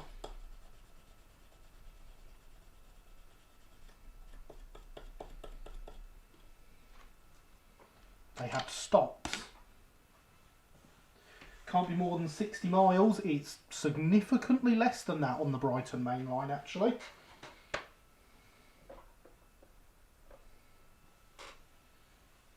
"50 miles, 49 chains miles." Exactly. Not a long run in any way.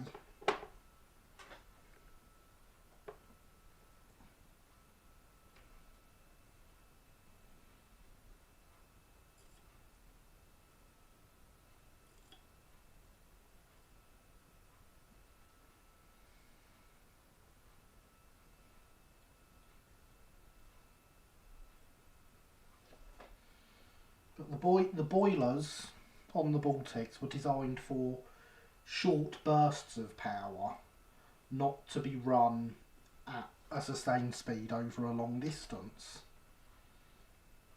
Which of course is what they wanted from the N15X.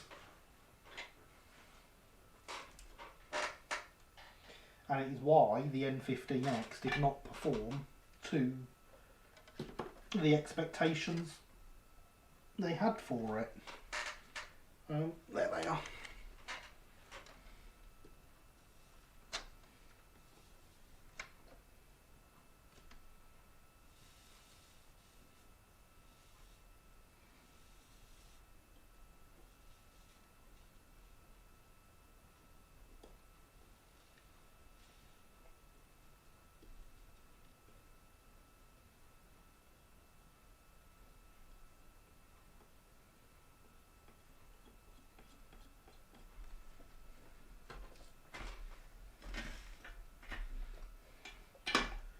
Wonder whether this is why they ended up on stopping services by the 1930s.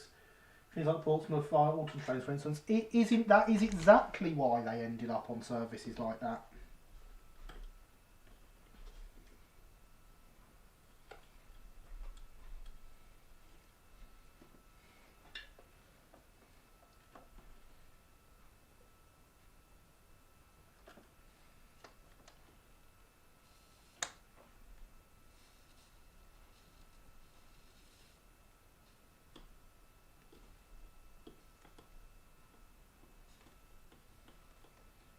The needs of the Brighton main line were very different to those of the Western main line. Southwest. I should specify the Southwestern, shouldn't I?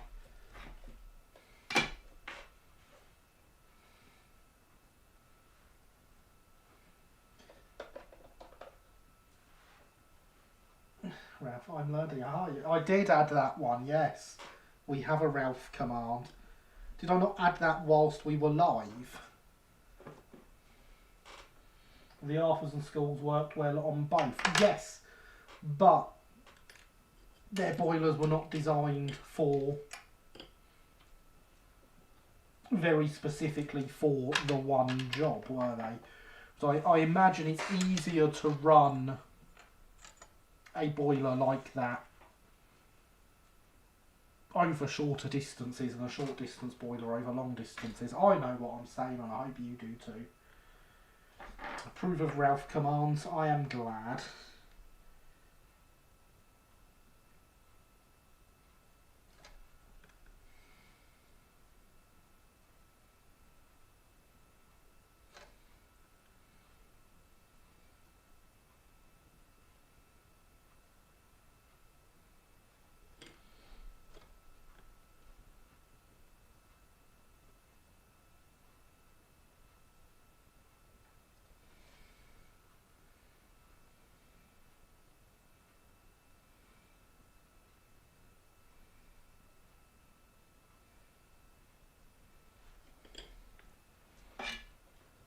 Not quite down yet, it's at 240, it's nearly down.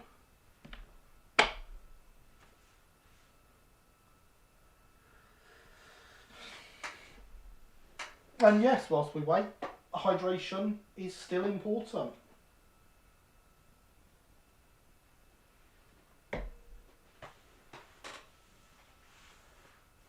Dull, says Corpse. No, it's okay, we don't have moments like that here, never.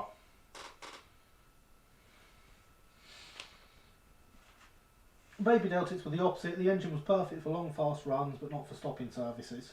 Yeah, I'm sure there were many engines out there like that.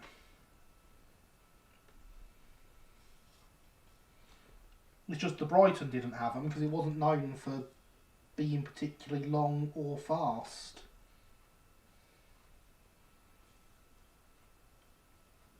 Better to be a dead fish on the London and North Western than a first class passenger on the LBSC.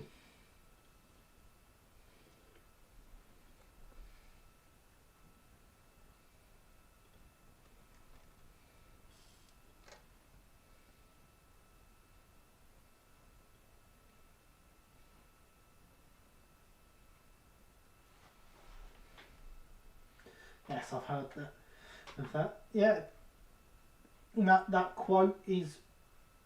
I think that despite the slowing to the LBSC, I'd rather be a first class passenger than a dead fish. I agree, and of course that quote is literally just talking about speeds. Because a fish train on the London and North Western would travel at higher speeds than an express service on the Brighton.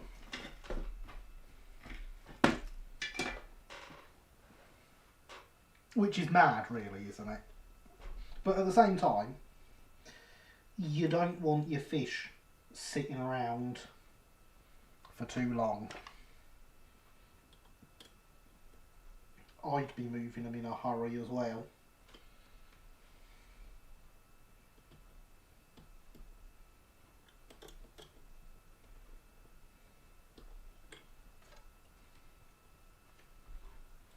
Gotta get that fresh fish. If you've not heard of that before, referring above James B. I was referring above to James Beeston's going, fair enough. Group of fresh fish. Fresh fish are the best sort of fish. They certainly are.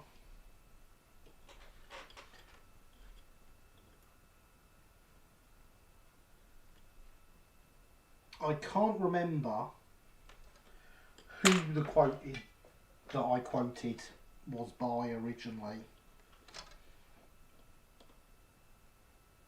But I do have a script for an upcoming series which features that line.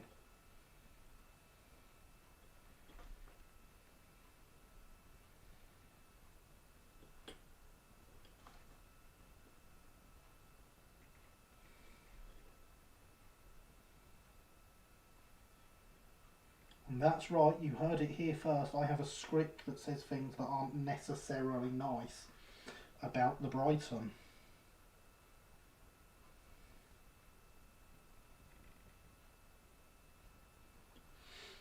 Upcoming series, indeed, upcoming series. A script. I do say a script.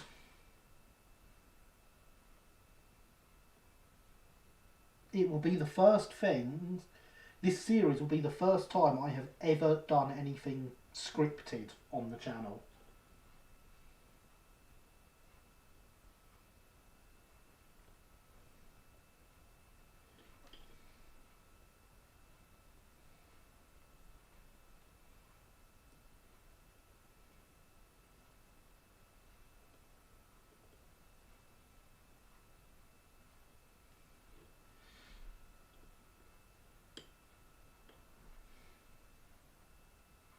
And there we go. That one is fitted. I approve of scripts. I always use scripts for my videos. I'm intrigued. Having said that, I don't make very many videos. See, interestingly, I'll move that out the way, and that out the way. This shows how different my original plans for the channel were. Because up here, I have a clip that is purely here for holding a clipboard with a script on it. It has always been there, but it has never held a script. It had some notes for the very first live stream in it.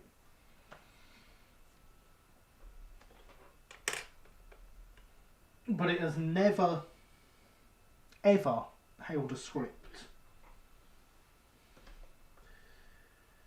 It's a nice effect, the brass plate and the white metal frame. It is, isn't it? It looks good. It's a shame it's all going to get painted and you won't be able to tell.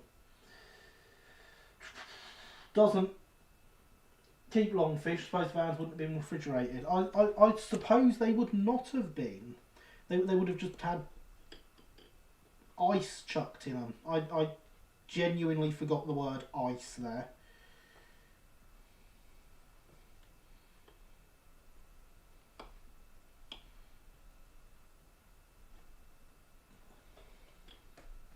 Best laid plans, indeed. What were your original plans? My original plans never involved live streaming.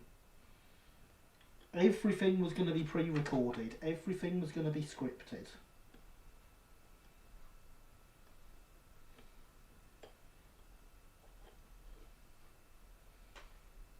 It wasn't until I started watching a couple of other people's live streams and seeing the live interaction that I decided that was what I was going to do.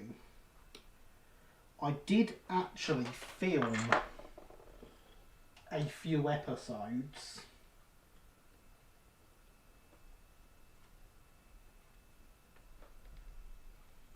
So there does exist episodes of this as videos. And indeed, before refrigeration they had ice. But 0 degrees is much warmer than -20. It is indeed. In Japan, I say, was watching other people's live streams, seeing the interaction with the viewers.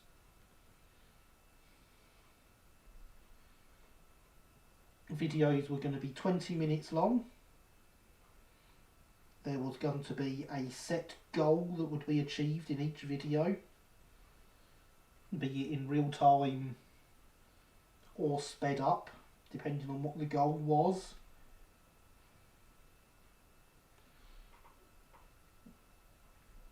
And there was a set number of episodes that there were going to be. I had a list of projects, all that were very different to each other.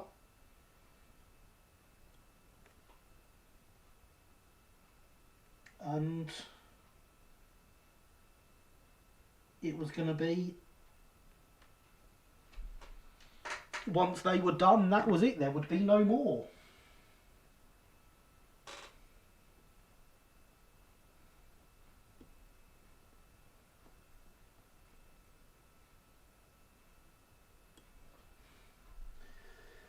What's out there now, this interaction business? It's you sitting there talking to me. No idea, never doing that interaction stuff. Were kittens involved? Kittens were not involved.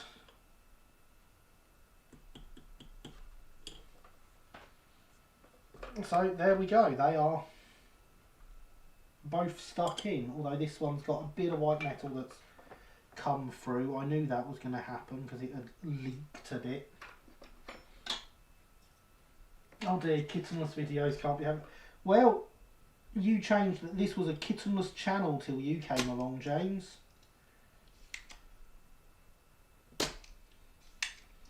So if it wasn't for these live streams, it would still be a kittenless channel.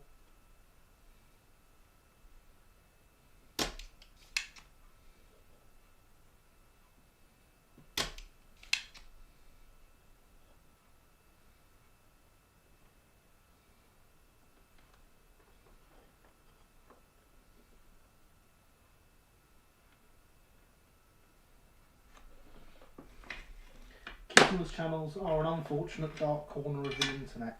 It's certainly an odd corner of the internet. You don't expect YouTube channels to be kittenless, do you? Right.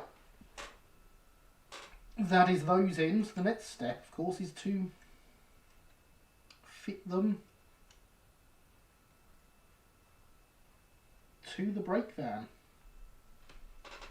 So we will want to tin here and the lugs at the top, and possibly slightly inside here and the sides.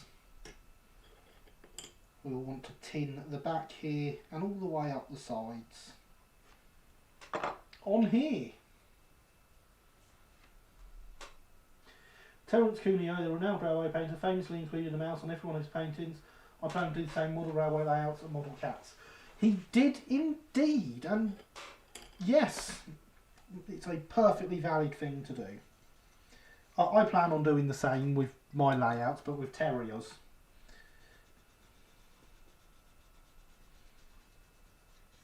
No, not the dogs.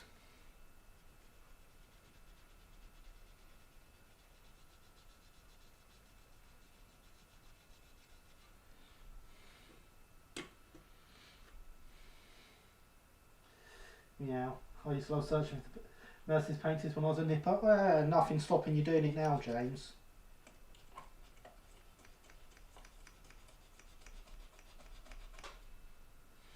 It's a bit like, where's Wally for rail enthusiasts? It was indeed.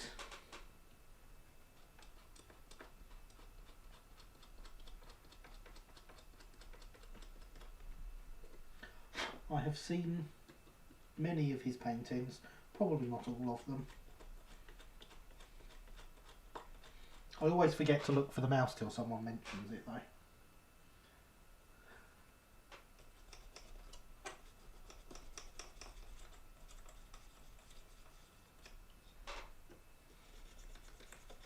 Even get a bit there done. So now let's polish up the other side and get all the brass tinned.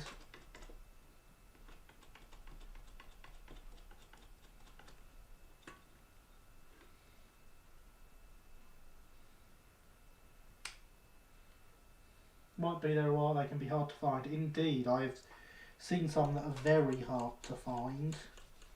I don't think I've ever actually given up. I've probably been told some of them, but I don't think I've ever given up looking for one.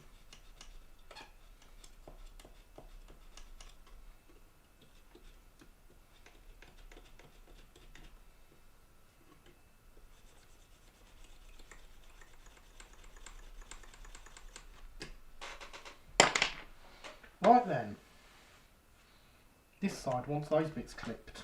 They're not the ones I want. They're the ones I want.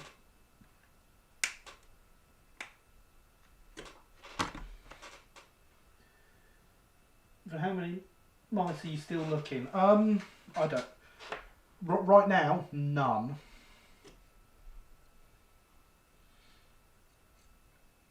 You underestimate how much I look at things like RM Web. and other such railway things each day. I have plenty of time to look for mice in paintings when they pop up in front of me. And I do only look if one is put somewhere I'm looking.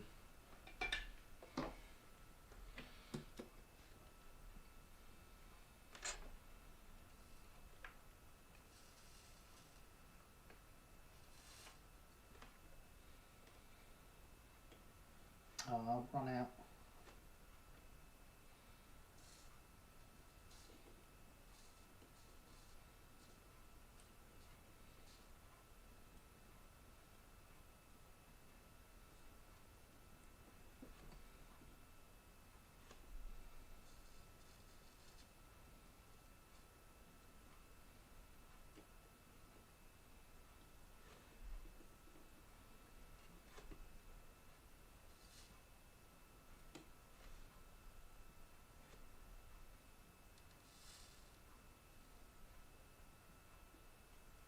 And there we go, some nicely tinned bits of brass. I think there are Kino prints on the walls of the MRC Clubhouse, about A4 size, though not easy to find in the house. It would, I've been very surprised if there weren't. It is very tinned brass, it is indeed. And it's very smooth as well. I do like it when the solder goes on so nice and easy when you're tinning.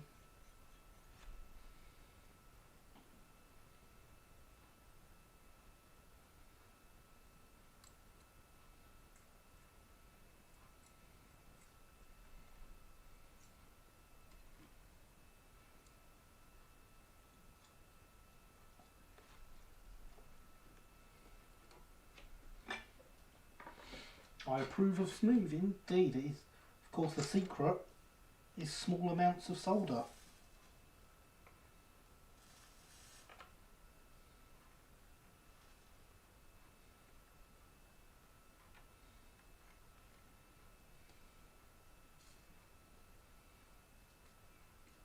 Be amazed how far you can stretch a tiny bit of solder.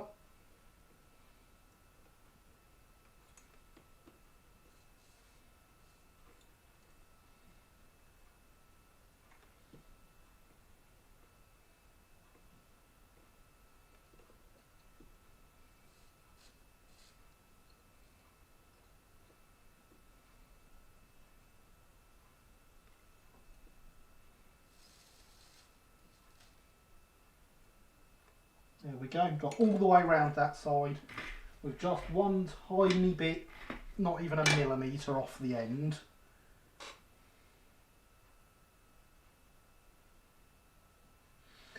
Almost as smooth as the smooth jazz. It's very helpful to see how much and how you apply the flux paste. Well, I just try and get an even spreading of the flux over everything. So it doesn't matter if you apply a bit too much, it will burn off.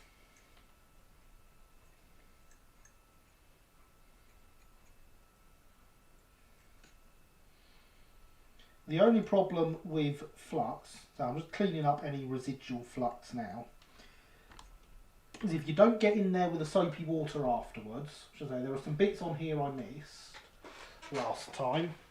Let's get that back. It will go green, as you can see there. Now just need to scrub with some soapy water and that will come off. You do that when you're finished soldering. I should have some soapy water. Look, I've got the toothbrush to do it with. Should have some soapy water to do it with as I'm going along. But I keep forgetting to bring it in, so I'm just doing the whole breakdown after each stream. Also, I missed some bits last week.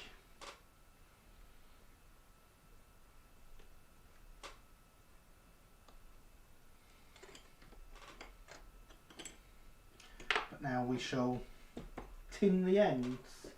Oh, we'll turn the iron down first. That will help.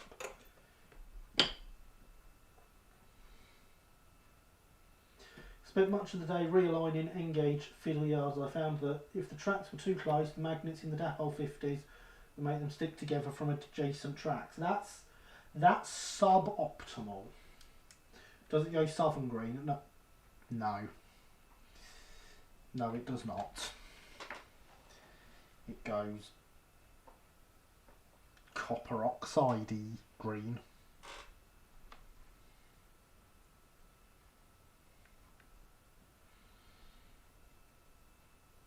Which is a much less helpful colour.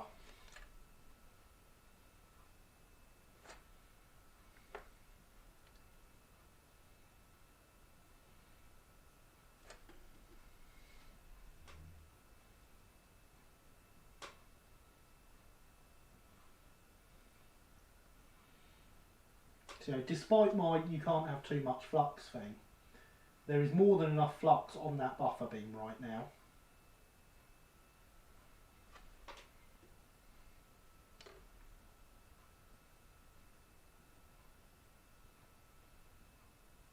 But if I put loads on there as a comparison,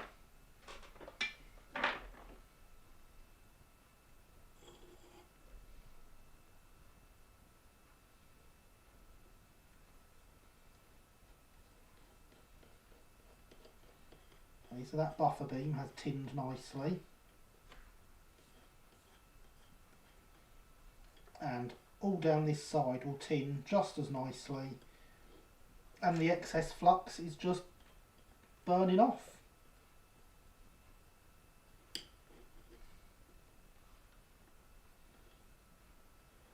Can even do that and neaten up the side with it.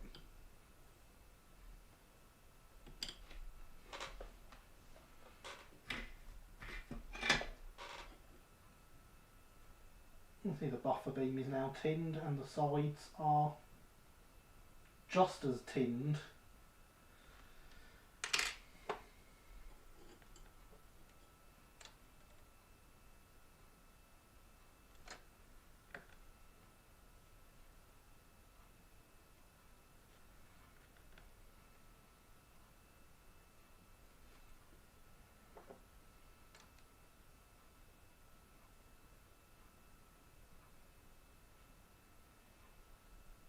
I didn't mean to put loads there, but it doesn't worry me when I do. I just get on with it.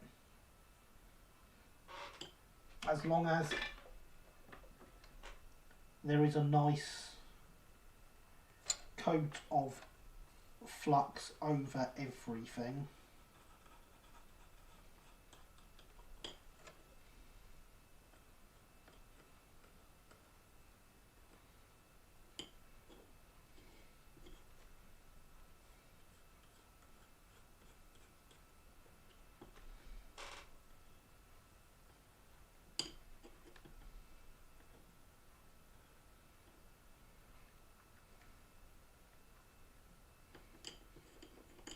Oh wow, there's actually none on there to get off. I was not expecting that. I thought there was a bit more on there. But there we go, that is the ends done.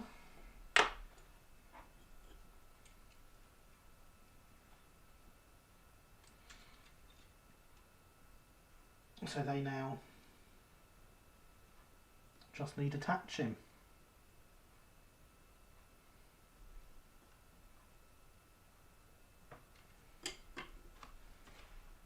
There's got to be a part there.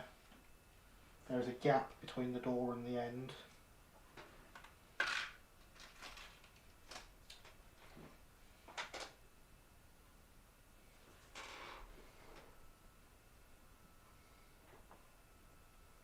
It does not show one anywhere, but there must be. Never mind, we can come back to it later if need be.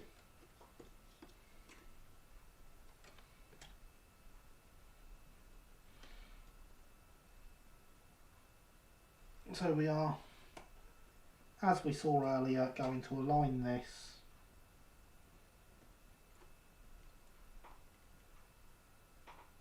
by putting the buffers through.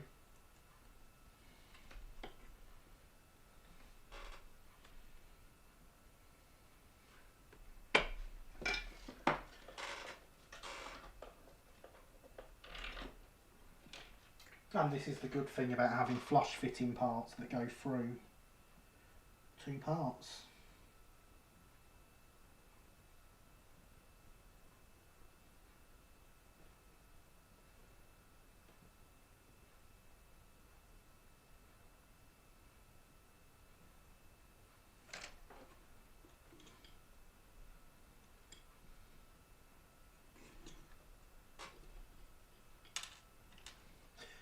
It is an interesting method of alignment, but it's actually mentioned in the instructions as the way of doing it.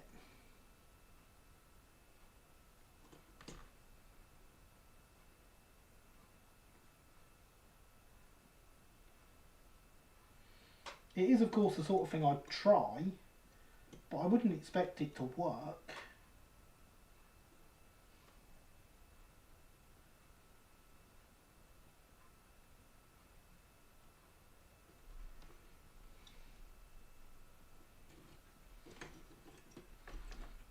That top bit's a bit too far back. There we go, that's better.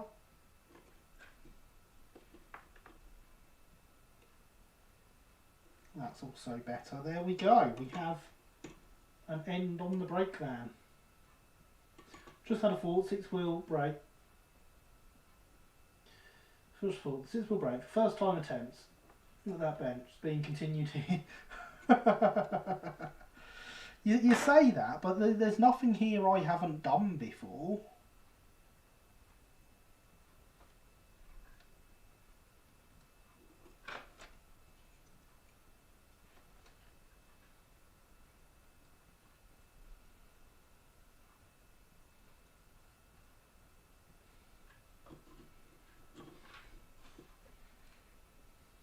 Actually, yeah, there is. There's the compensation. Of course. I forgot I compensated it.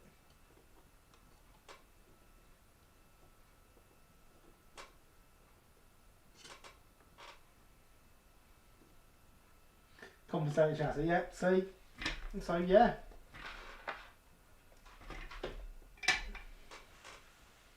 Shall be interested to see how the compensation works out. Don't worry.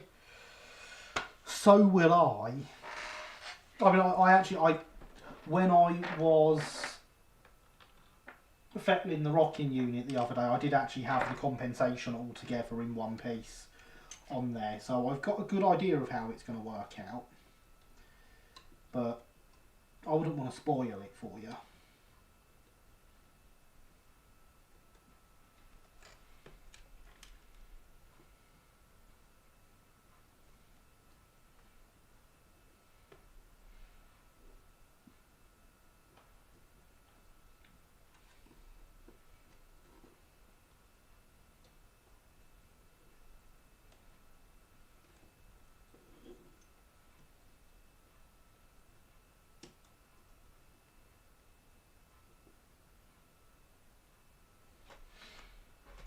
There we go. That is aligned with the buffers through the holes.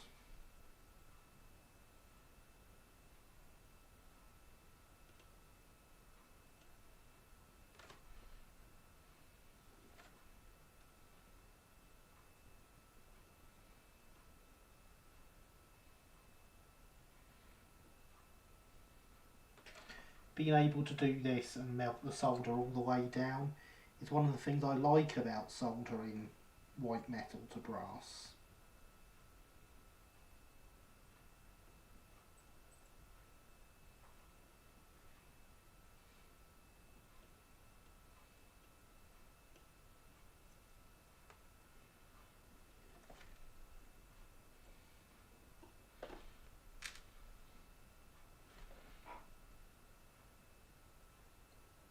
Because it will be melting it all the way along the depth of the buffer beam.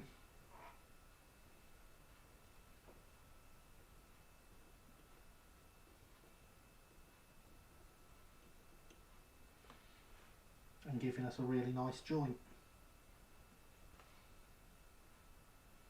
You can of course do it with brass to brass, but it requires a much higher temperature.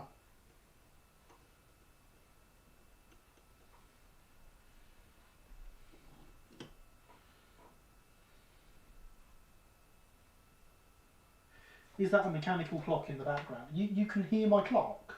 If so, yes, there is a mechanical clock.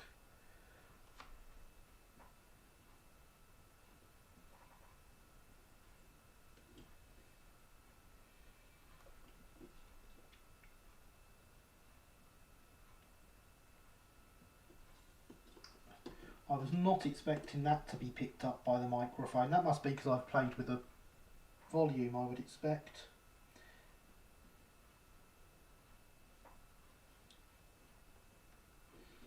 So this is interesting. There's a gap at this end, but not at this end, which tells me there's probably not supposed to be a gap. My parents have in their house a mechanical clock belonging to the great-grandfather who used to work as a signalman on the SE&CR. Ah, excellent. You have mentioned him before. Sounds like a top bloke. Worked for the right company. I'm going to take this side back off, I think.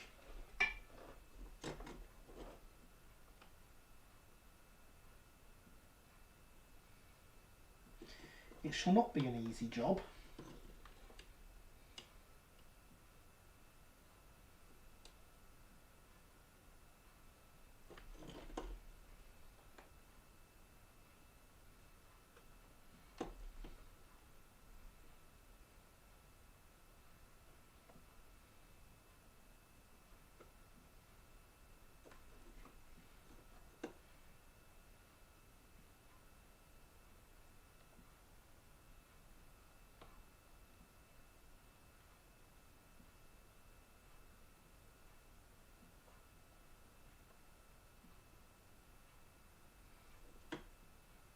That has come off completely on that side. Oh, there we go. It's off.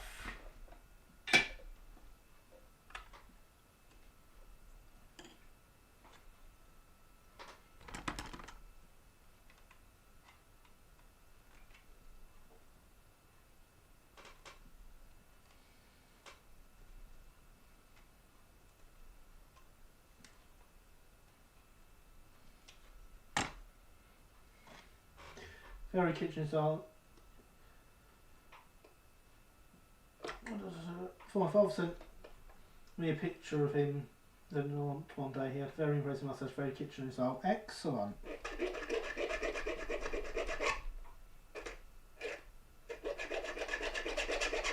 clearly the proper thing to have if you're going to have a moustache.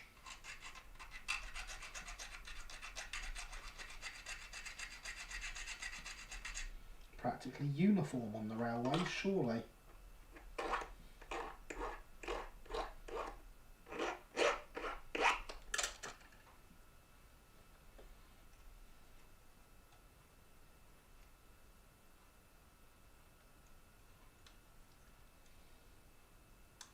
That has got rid of that gap almost completely. If I just file that down a bit more, it'll probably be gone.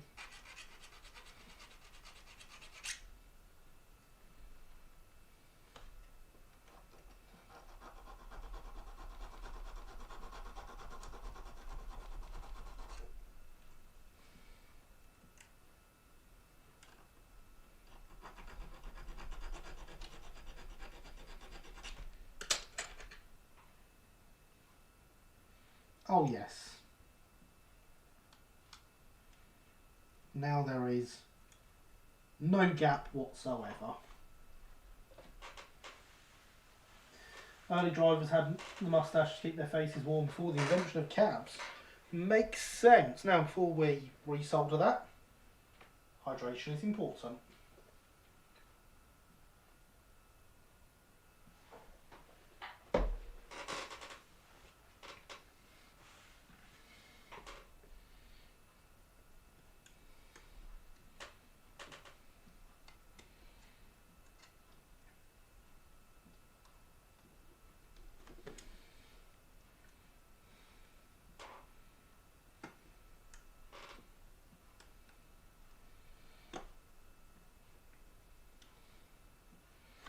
buffers go back in.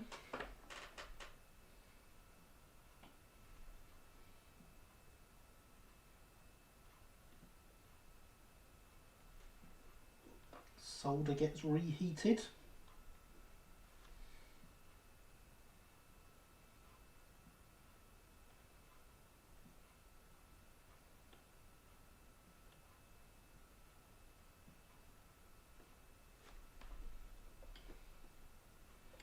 Buffers come back out before they get soldered in place accidentally.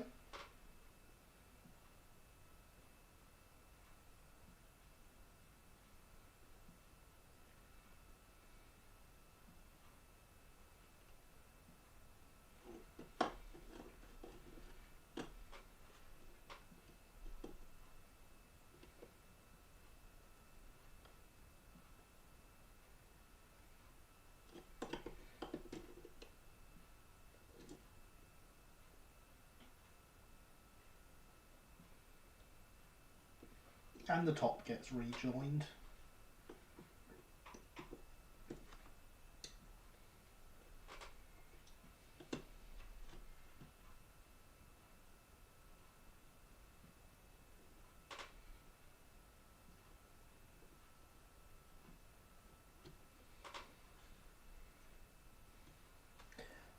Blooming knocked the planking off for a second there.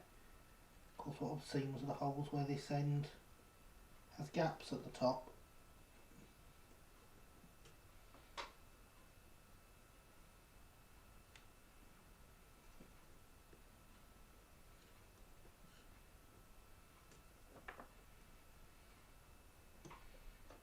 That is that side attached.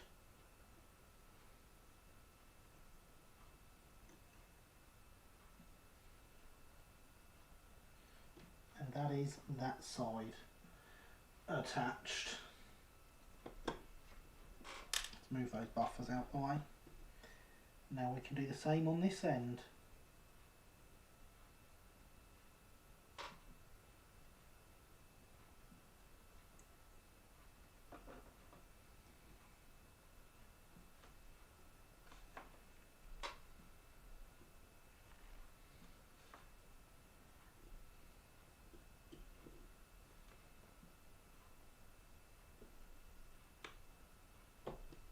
That's better. Wasn't quite tight on the buffer beam there.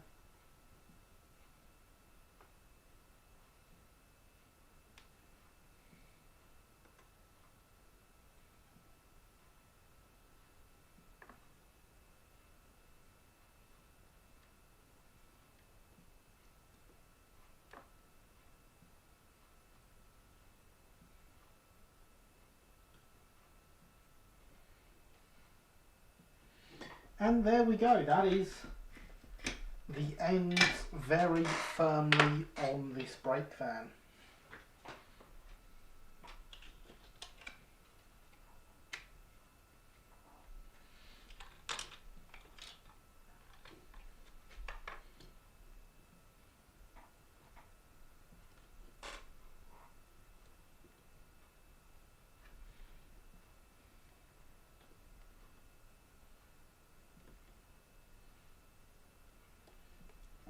This way.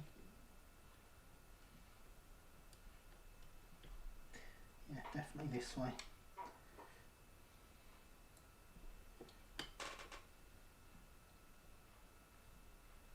We wanted to check it fitted in before putting the wheels in. Because now when it doesn't fit in, I can blame the wheels. So I'll put that in there.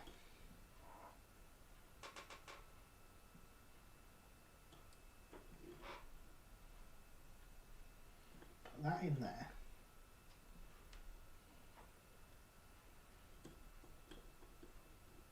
Put that in there.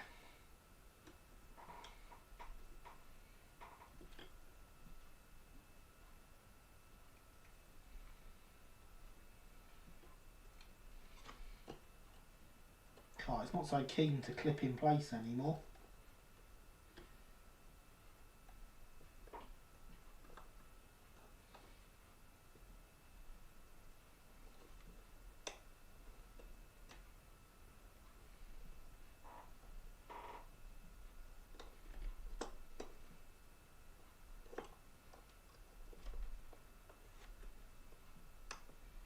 Feels like it's got smaller, of course it hasn't, it's just got less flex.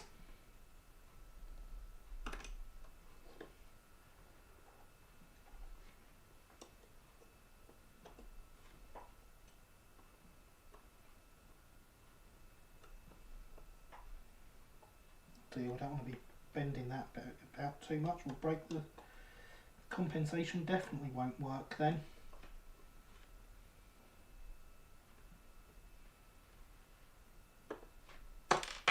Alright.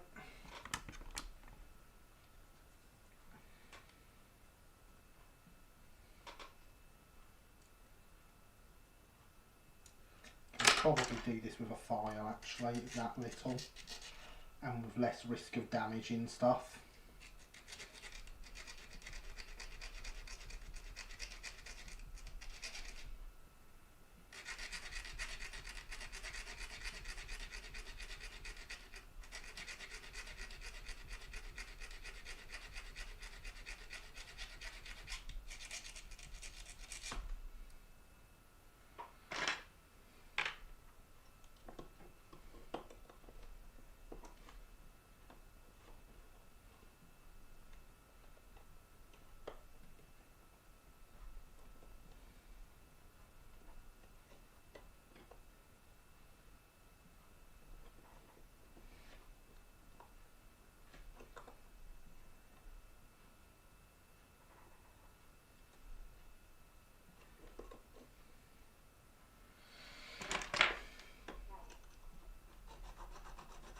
Well, this is no good, is it? If the chassis won't fit anymore.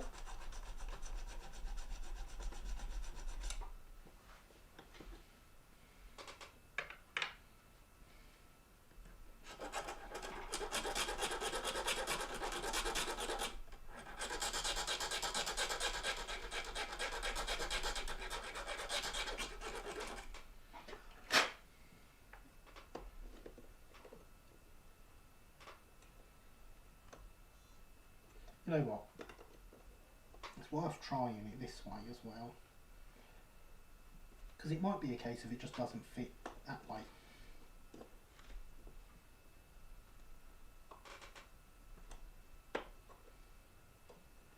No, that way's even worse.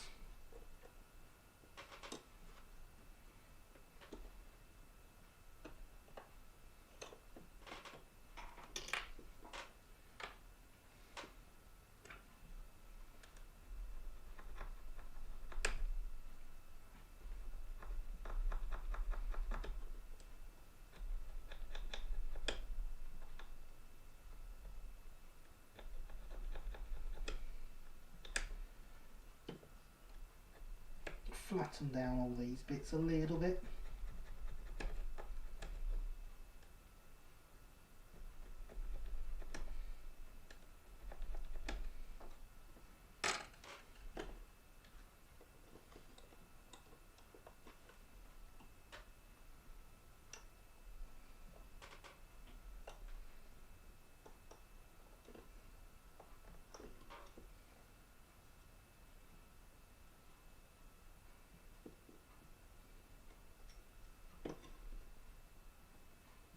So it does appear that the sole bars now aren't quite fitting.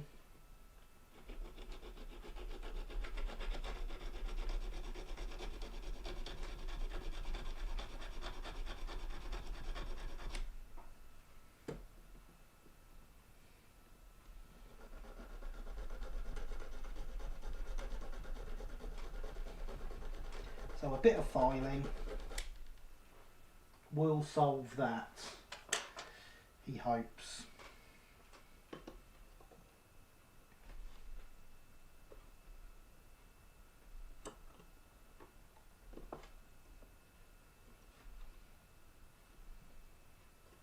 Did I have it this way round a second ago? Because that doesn't seem to be, that seems to be back to being worse. I did.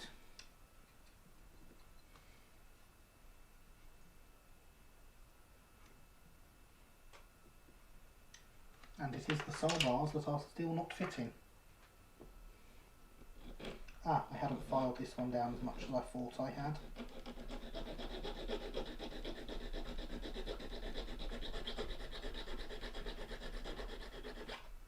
So how's everyone else's projects going?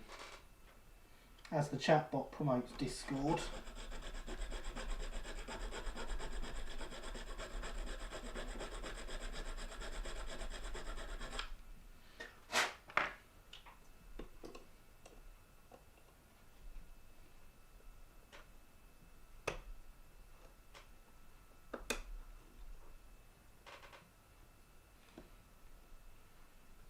There we go.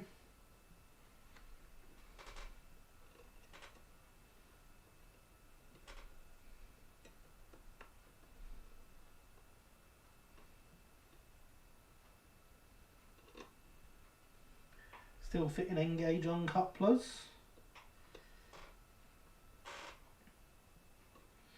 No, it's definitely this way round.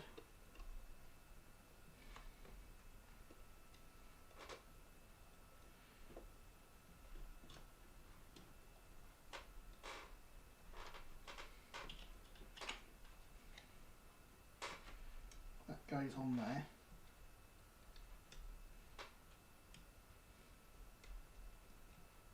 They slide in like that. And look at that, it's a brake van on 6 wheels. Made the mistake of reading through the instructions, so reading. That is always a mistake, reading through the instructions. Never ends well.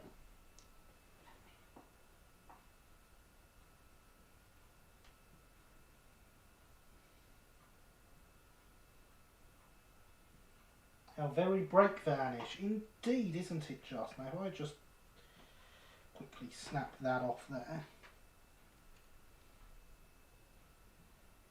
Look, even has a coupling hook on it.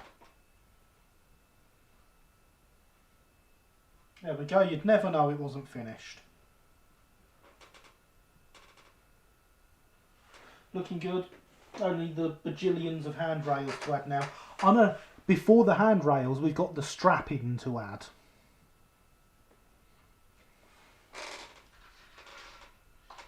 There's the strapping, it's on this bit. We've got all the strapping pieces to add before the handrails.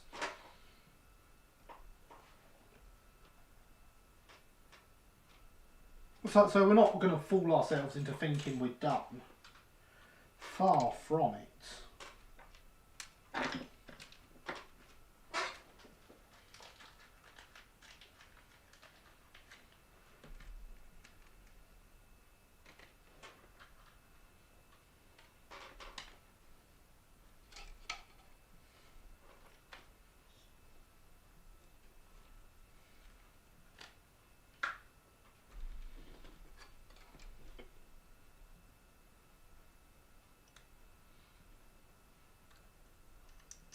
Now, God, look at how green that is.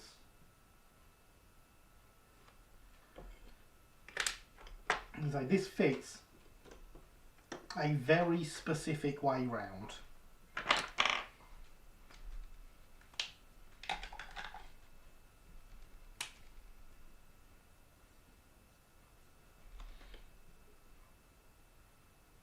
So I'm going to draw some arrows with Sharpie. And that way, I know what way round they go. At least until I go to wash it later and I wash them off. And then completely forget I've even put them there in the first place, so don't check which way round they are. But until then, we know what way round it goes.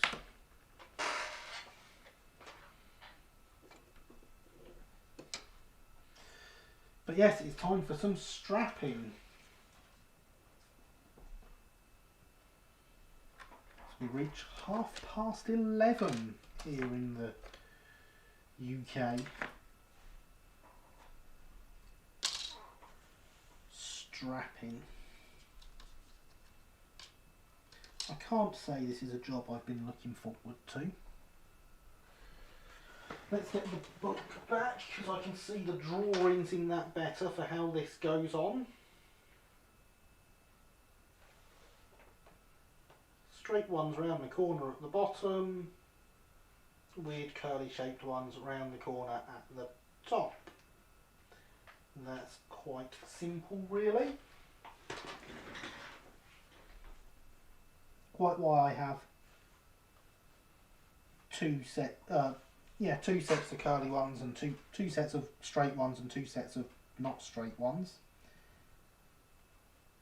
I have what look like lamp irons there as well. I assume that's what they are anyway.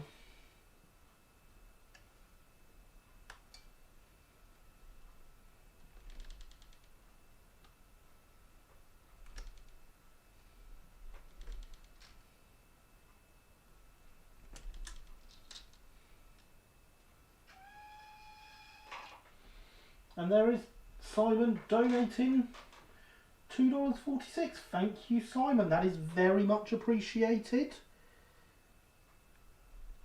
That will go straight into the funds to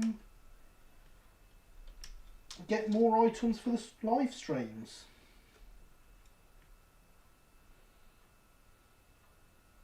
Much easier doing it card with PVA glue. Yeah, I'm sure it is.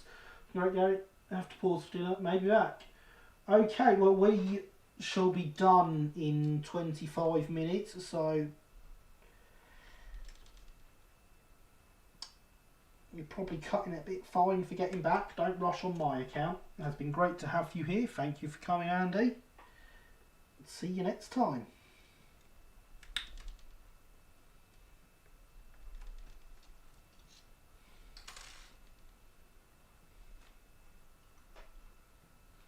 Must get some sleep. I hope the donation helps. The donation will help immensely, Simon. Thank you for coming. It's been great to have you here as always, and I shall look forward to seeing you again next week. Right, we're going to hold these.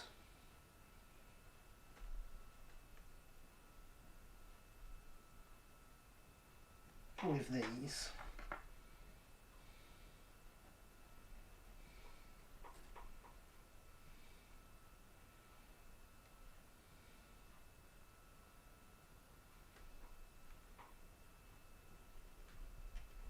And hopefully not bend them too much as we file down the bits of sprue off the edge.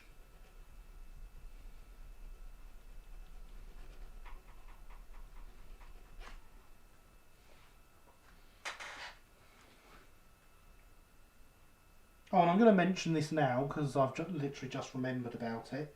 For those who aren't going to sleep immediately after the stream, there is a NASA launch at 27 minutes past midnight UK time.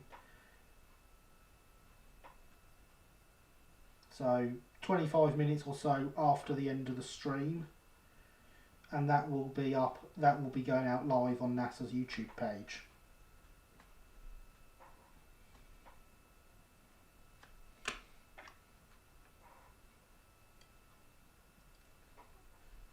Where'd it go? This is why I've got loads of extras, isn't it? There it is. They are sending some crew up to the ISS.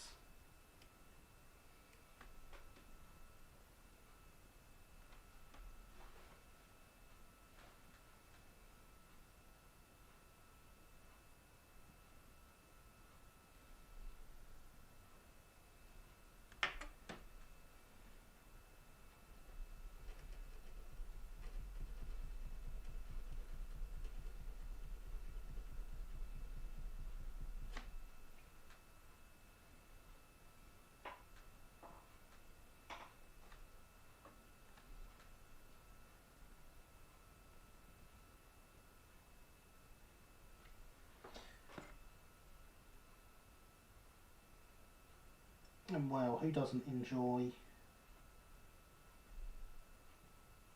a good space launch?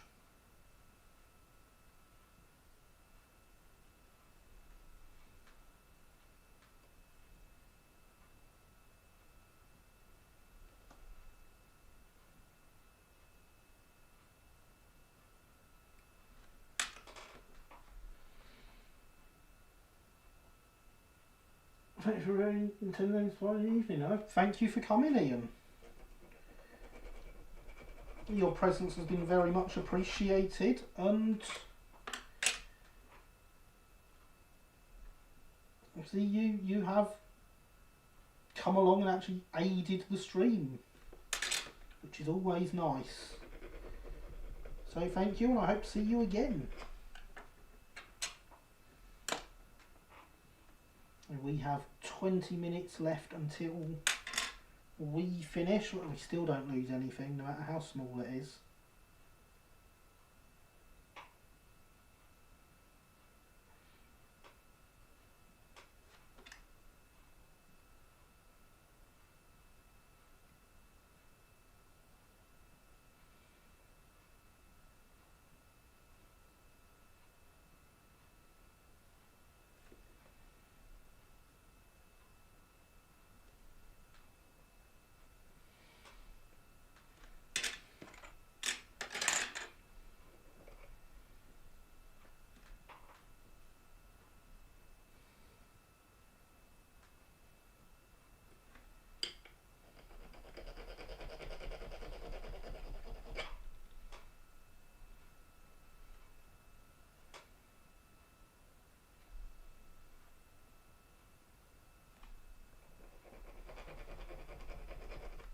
So there we go, they're done.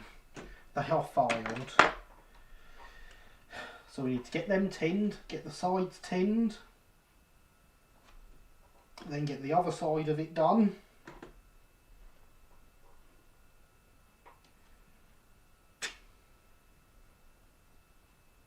Check which sides I want to tin.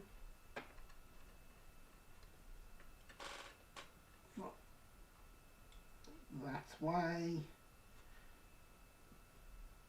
That way.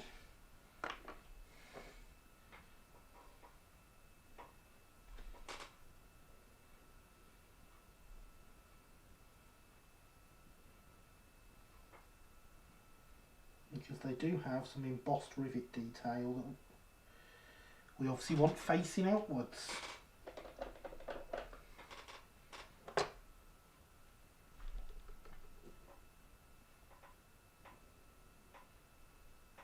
We need to turn the iron back up again. I suppose really we could have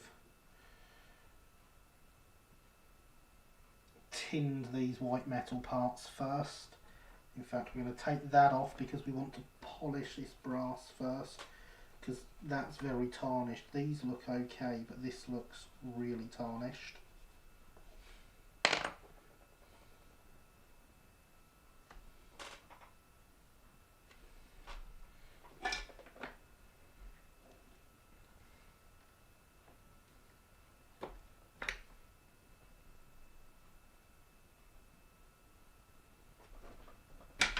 As does that tip. There we go, much better.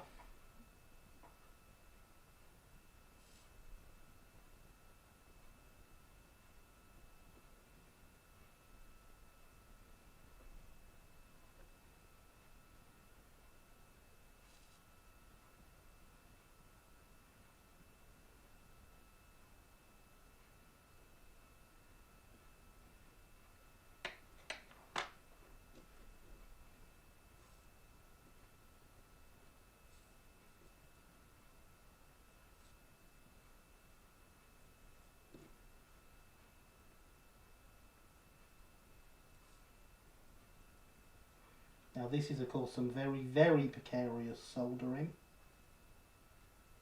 because we are at full temperature right next to some white metal.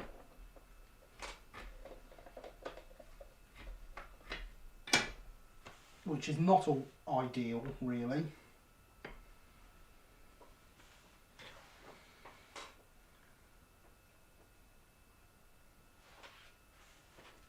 And there is a link to the Facebook page to tell us we are getting very close to the end of the stream. Let's let it cool down. It needs to cool down. Whilst it cools down, we hydrate.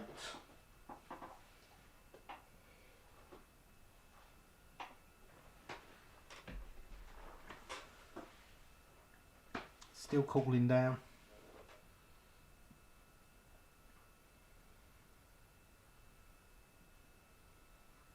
But it's a steady stream of down.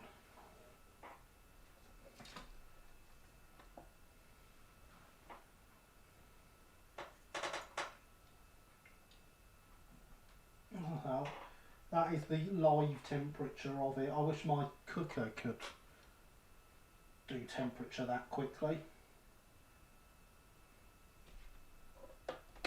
And there it is in Fahrenheit.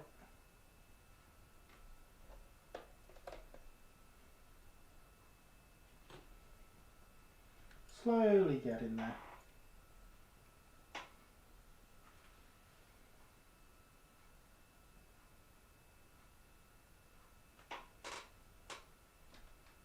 Up you come, camera, you appear to be slowly sinking.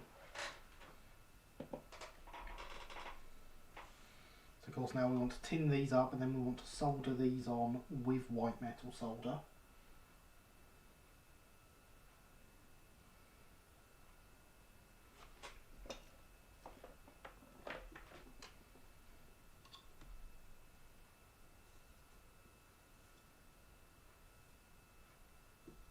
Because we don't want to be getting the white metal hot to attach them. Because that really would not be a good end to the evening.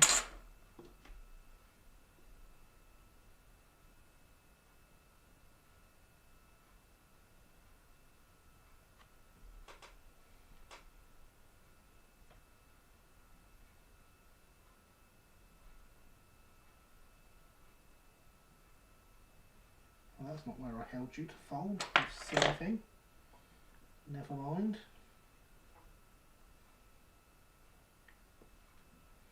And that big blob of solder on your end there is going to do us no good either.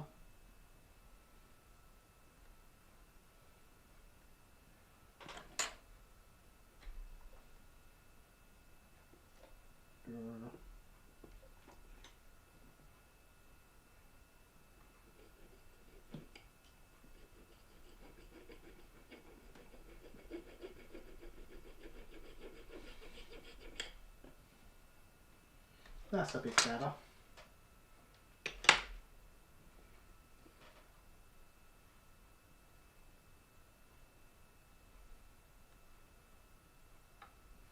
Say a bit, it's not enough.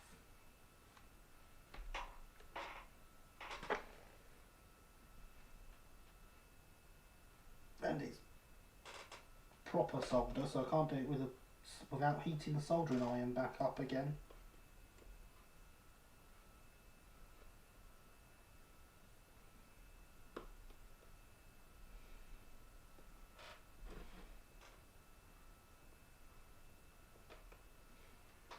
I think I'm going to have to, you know. That's a pain.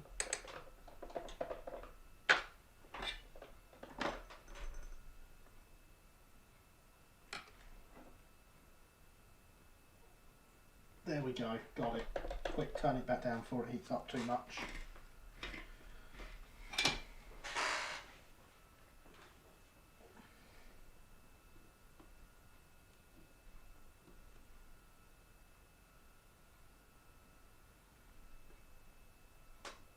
So here we are, we have reached the last quarter of an hour. How are we all doing out there in YouTube land?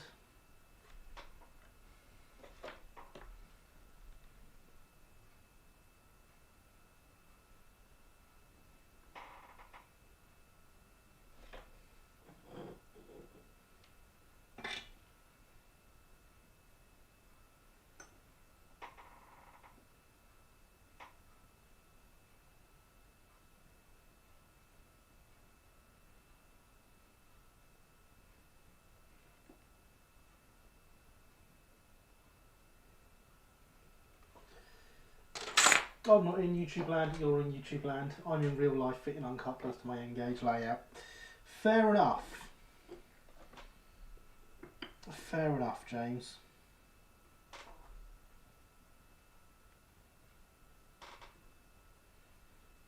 I like to think we're all in YouTube land.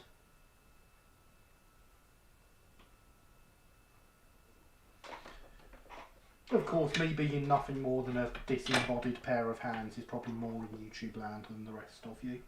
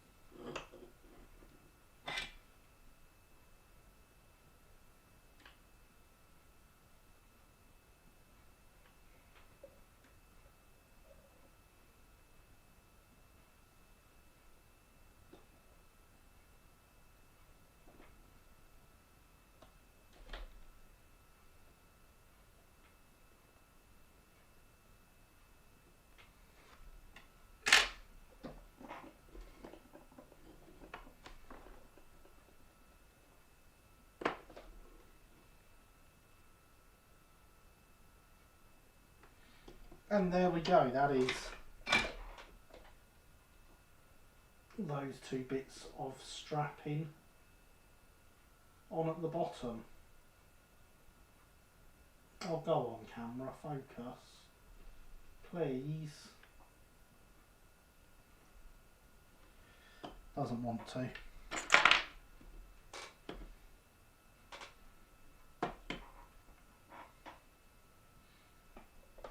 We're going to heat the soldering iron back up.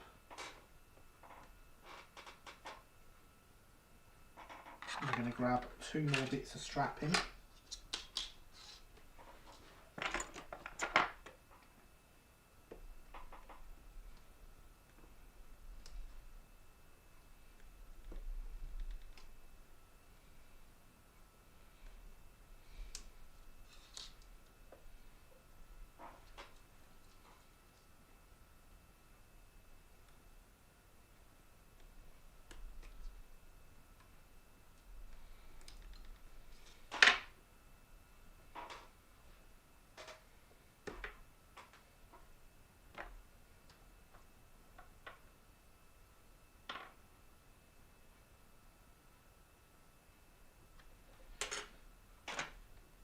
And we're going to see if we can get these 2 bits of strapping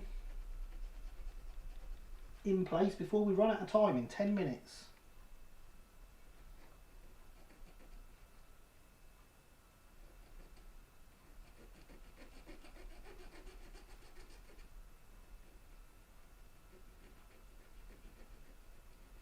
And no, James, it's not a command yet. I never even thought about it until I was saying that. And I thought, I know what James is going to say.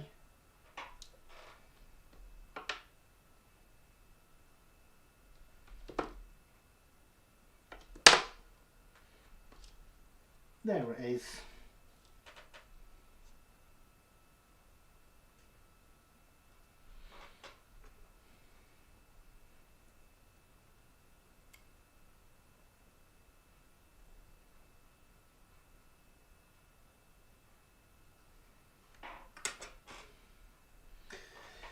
You may believe, Christopher, but do I?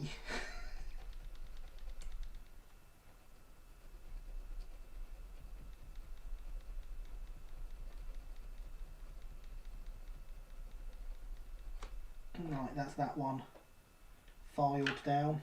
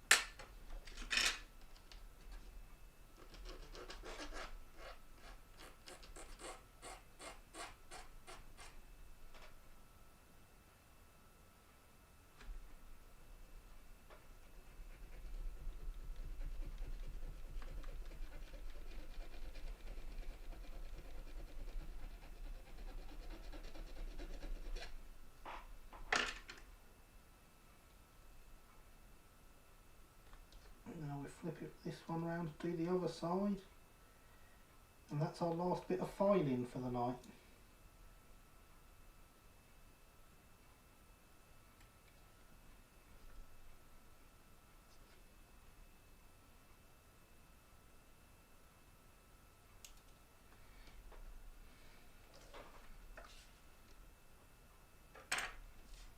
Where did it go? Where did it go? I certainly don't believe if we lose bits. I don't believe we lose bits because we never lose anything on this live stream.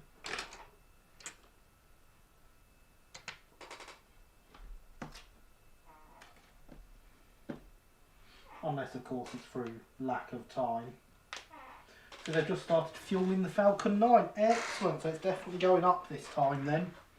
Because it is a delayed launch from the other day.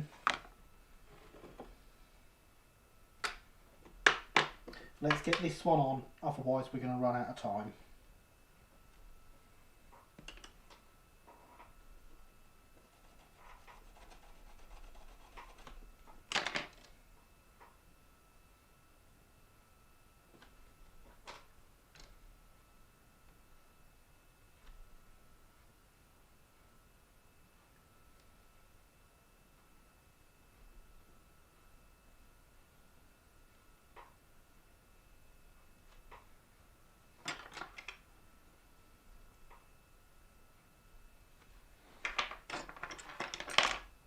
Oh, and to answer any earlier queries about who doesn't like space launches, it would be any Kerbals when I'm playing Kerbal Space Program. Because they are certainly not guaranteed a safe landing again afterwards. Monomethyl hydrazine and nitrogen tetroxide. Tasty, yummy. You can call it tasty. I'm not sure I'll agree with you.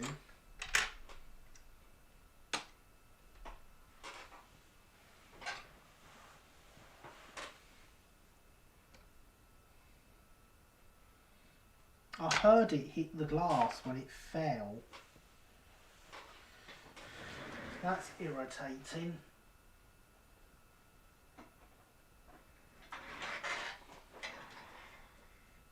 Except Jeb. I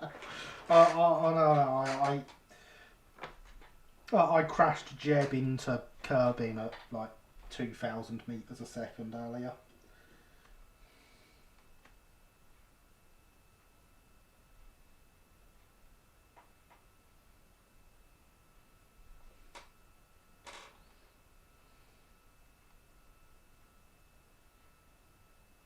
Yeah, I'm even going to try and say all that, Linny.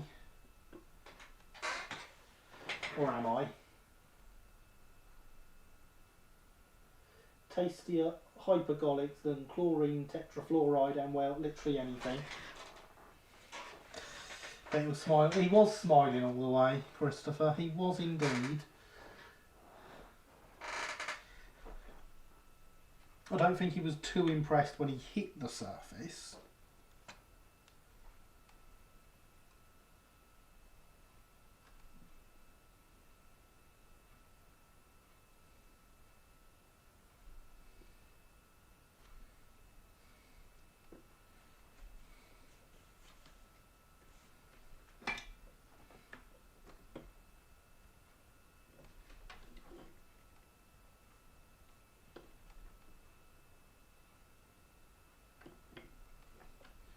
But I was showing the boy some bits on there because he's decided he likes it,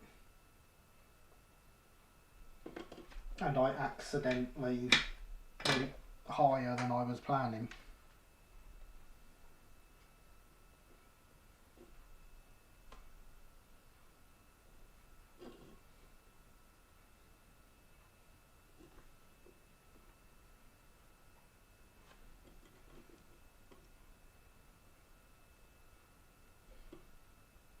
That's the way around I want you. Get in place.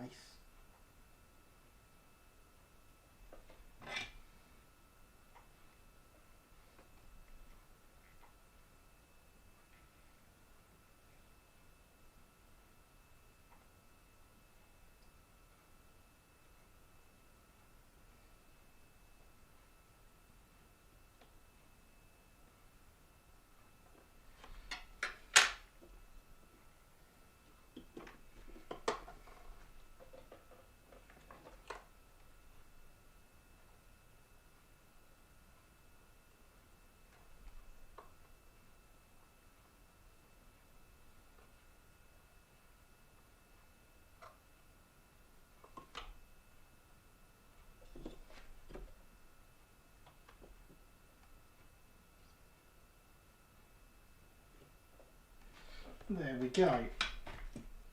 That is on, and I make it 23.59. So there is no way we would have had time to get them on if we'd have kept looking for the other one. I'll find it 2 seconds after ending the stream. It always happens. I won't attach it till next week though. I'll put it back in the pack for now. So yes, we are at the end.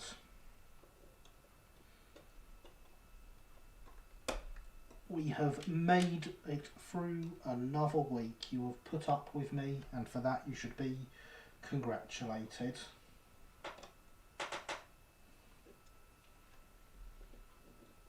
We will, of course, set the brake van up on its wheels.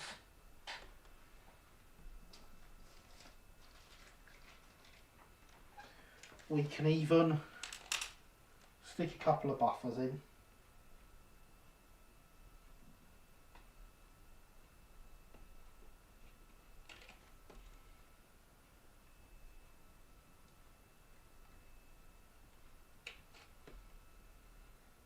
And a coupling hook. Now we've added strapping.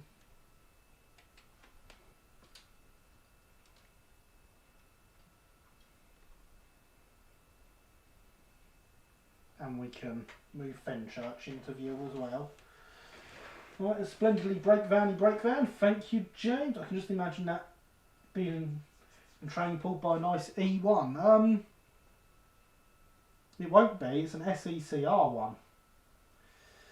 So, I mean, my only SE&CR goods engine at the moment is my C-Class. So, for the time being, it'll be behind a C-Class. That's really great, thank you, Andy. Very brake van, he said it's SE&CR, so no E1 on the front. Oh, sure, why not?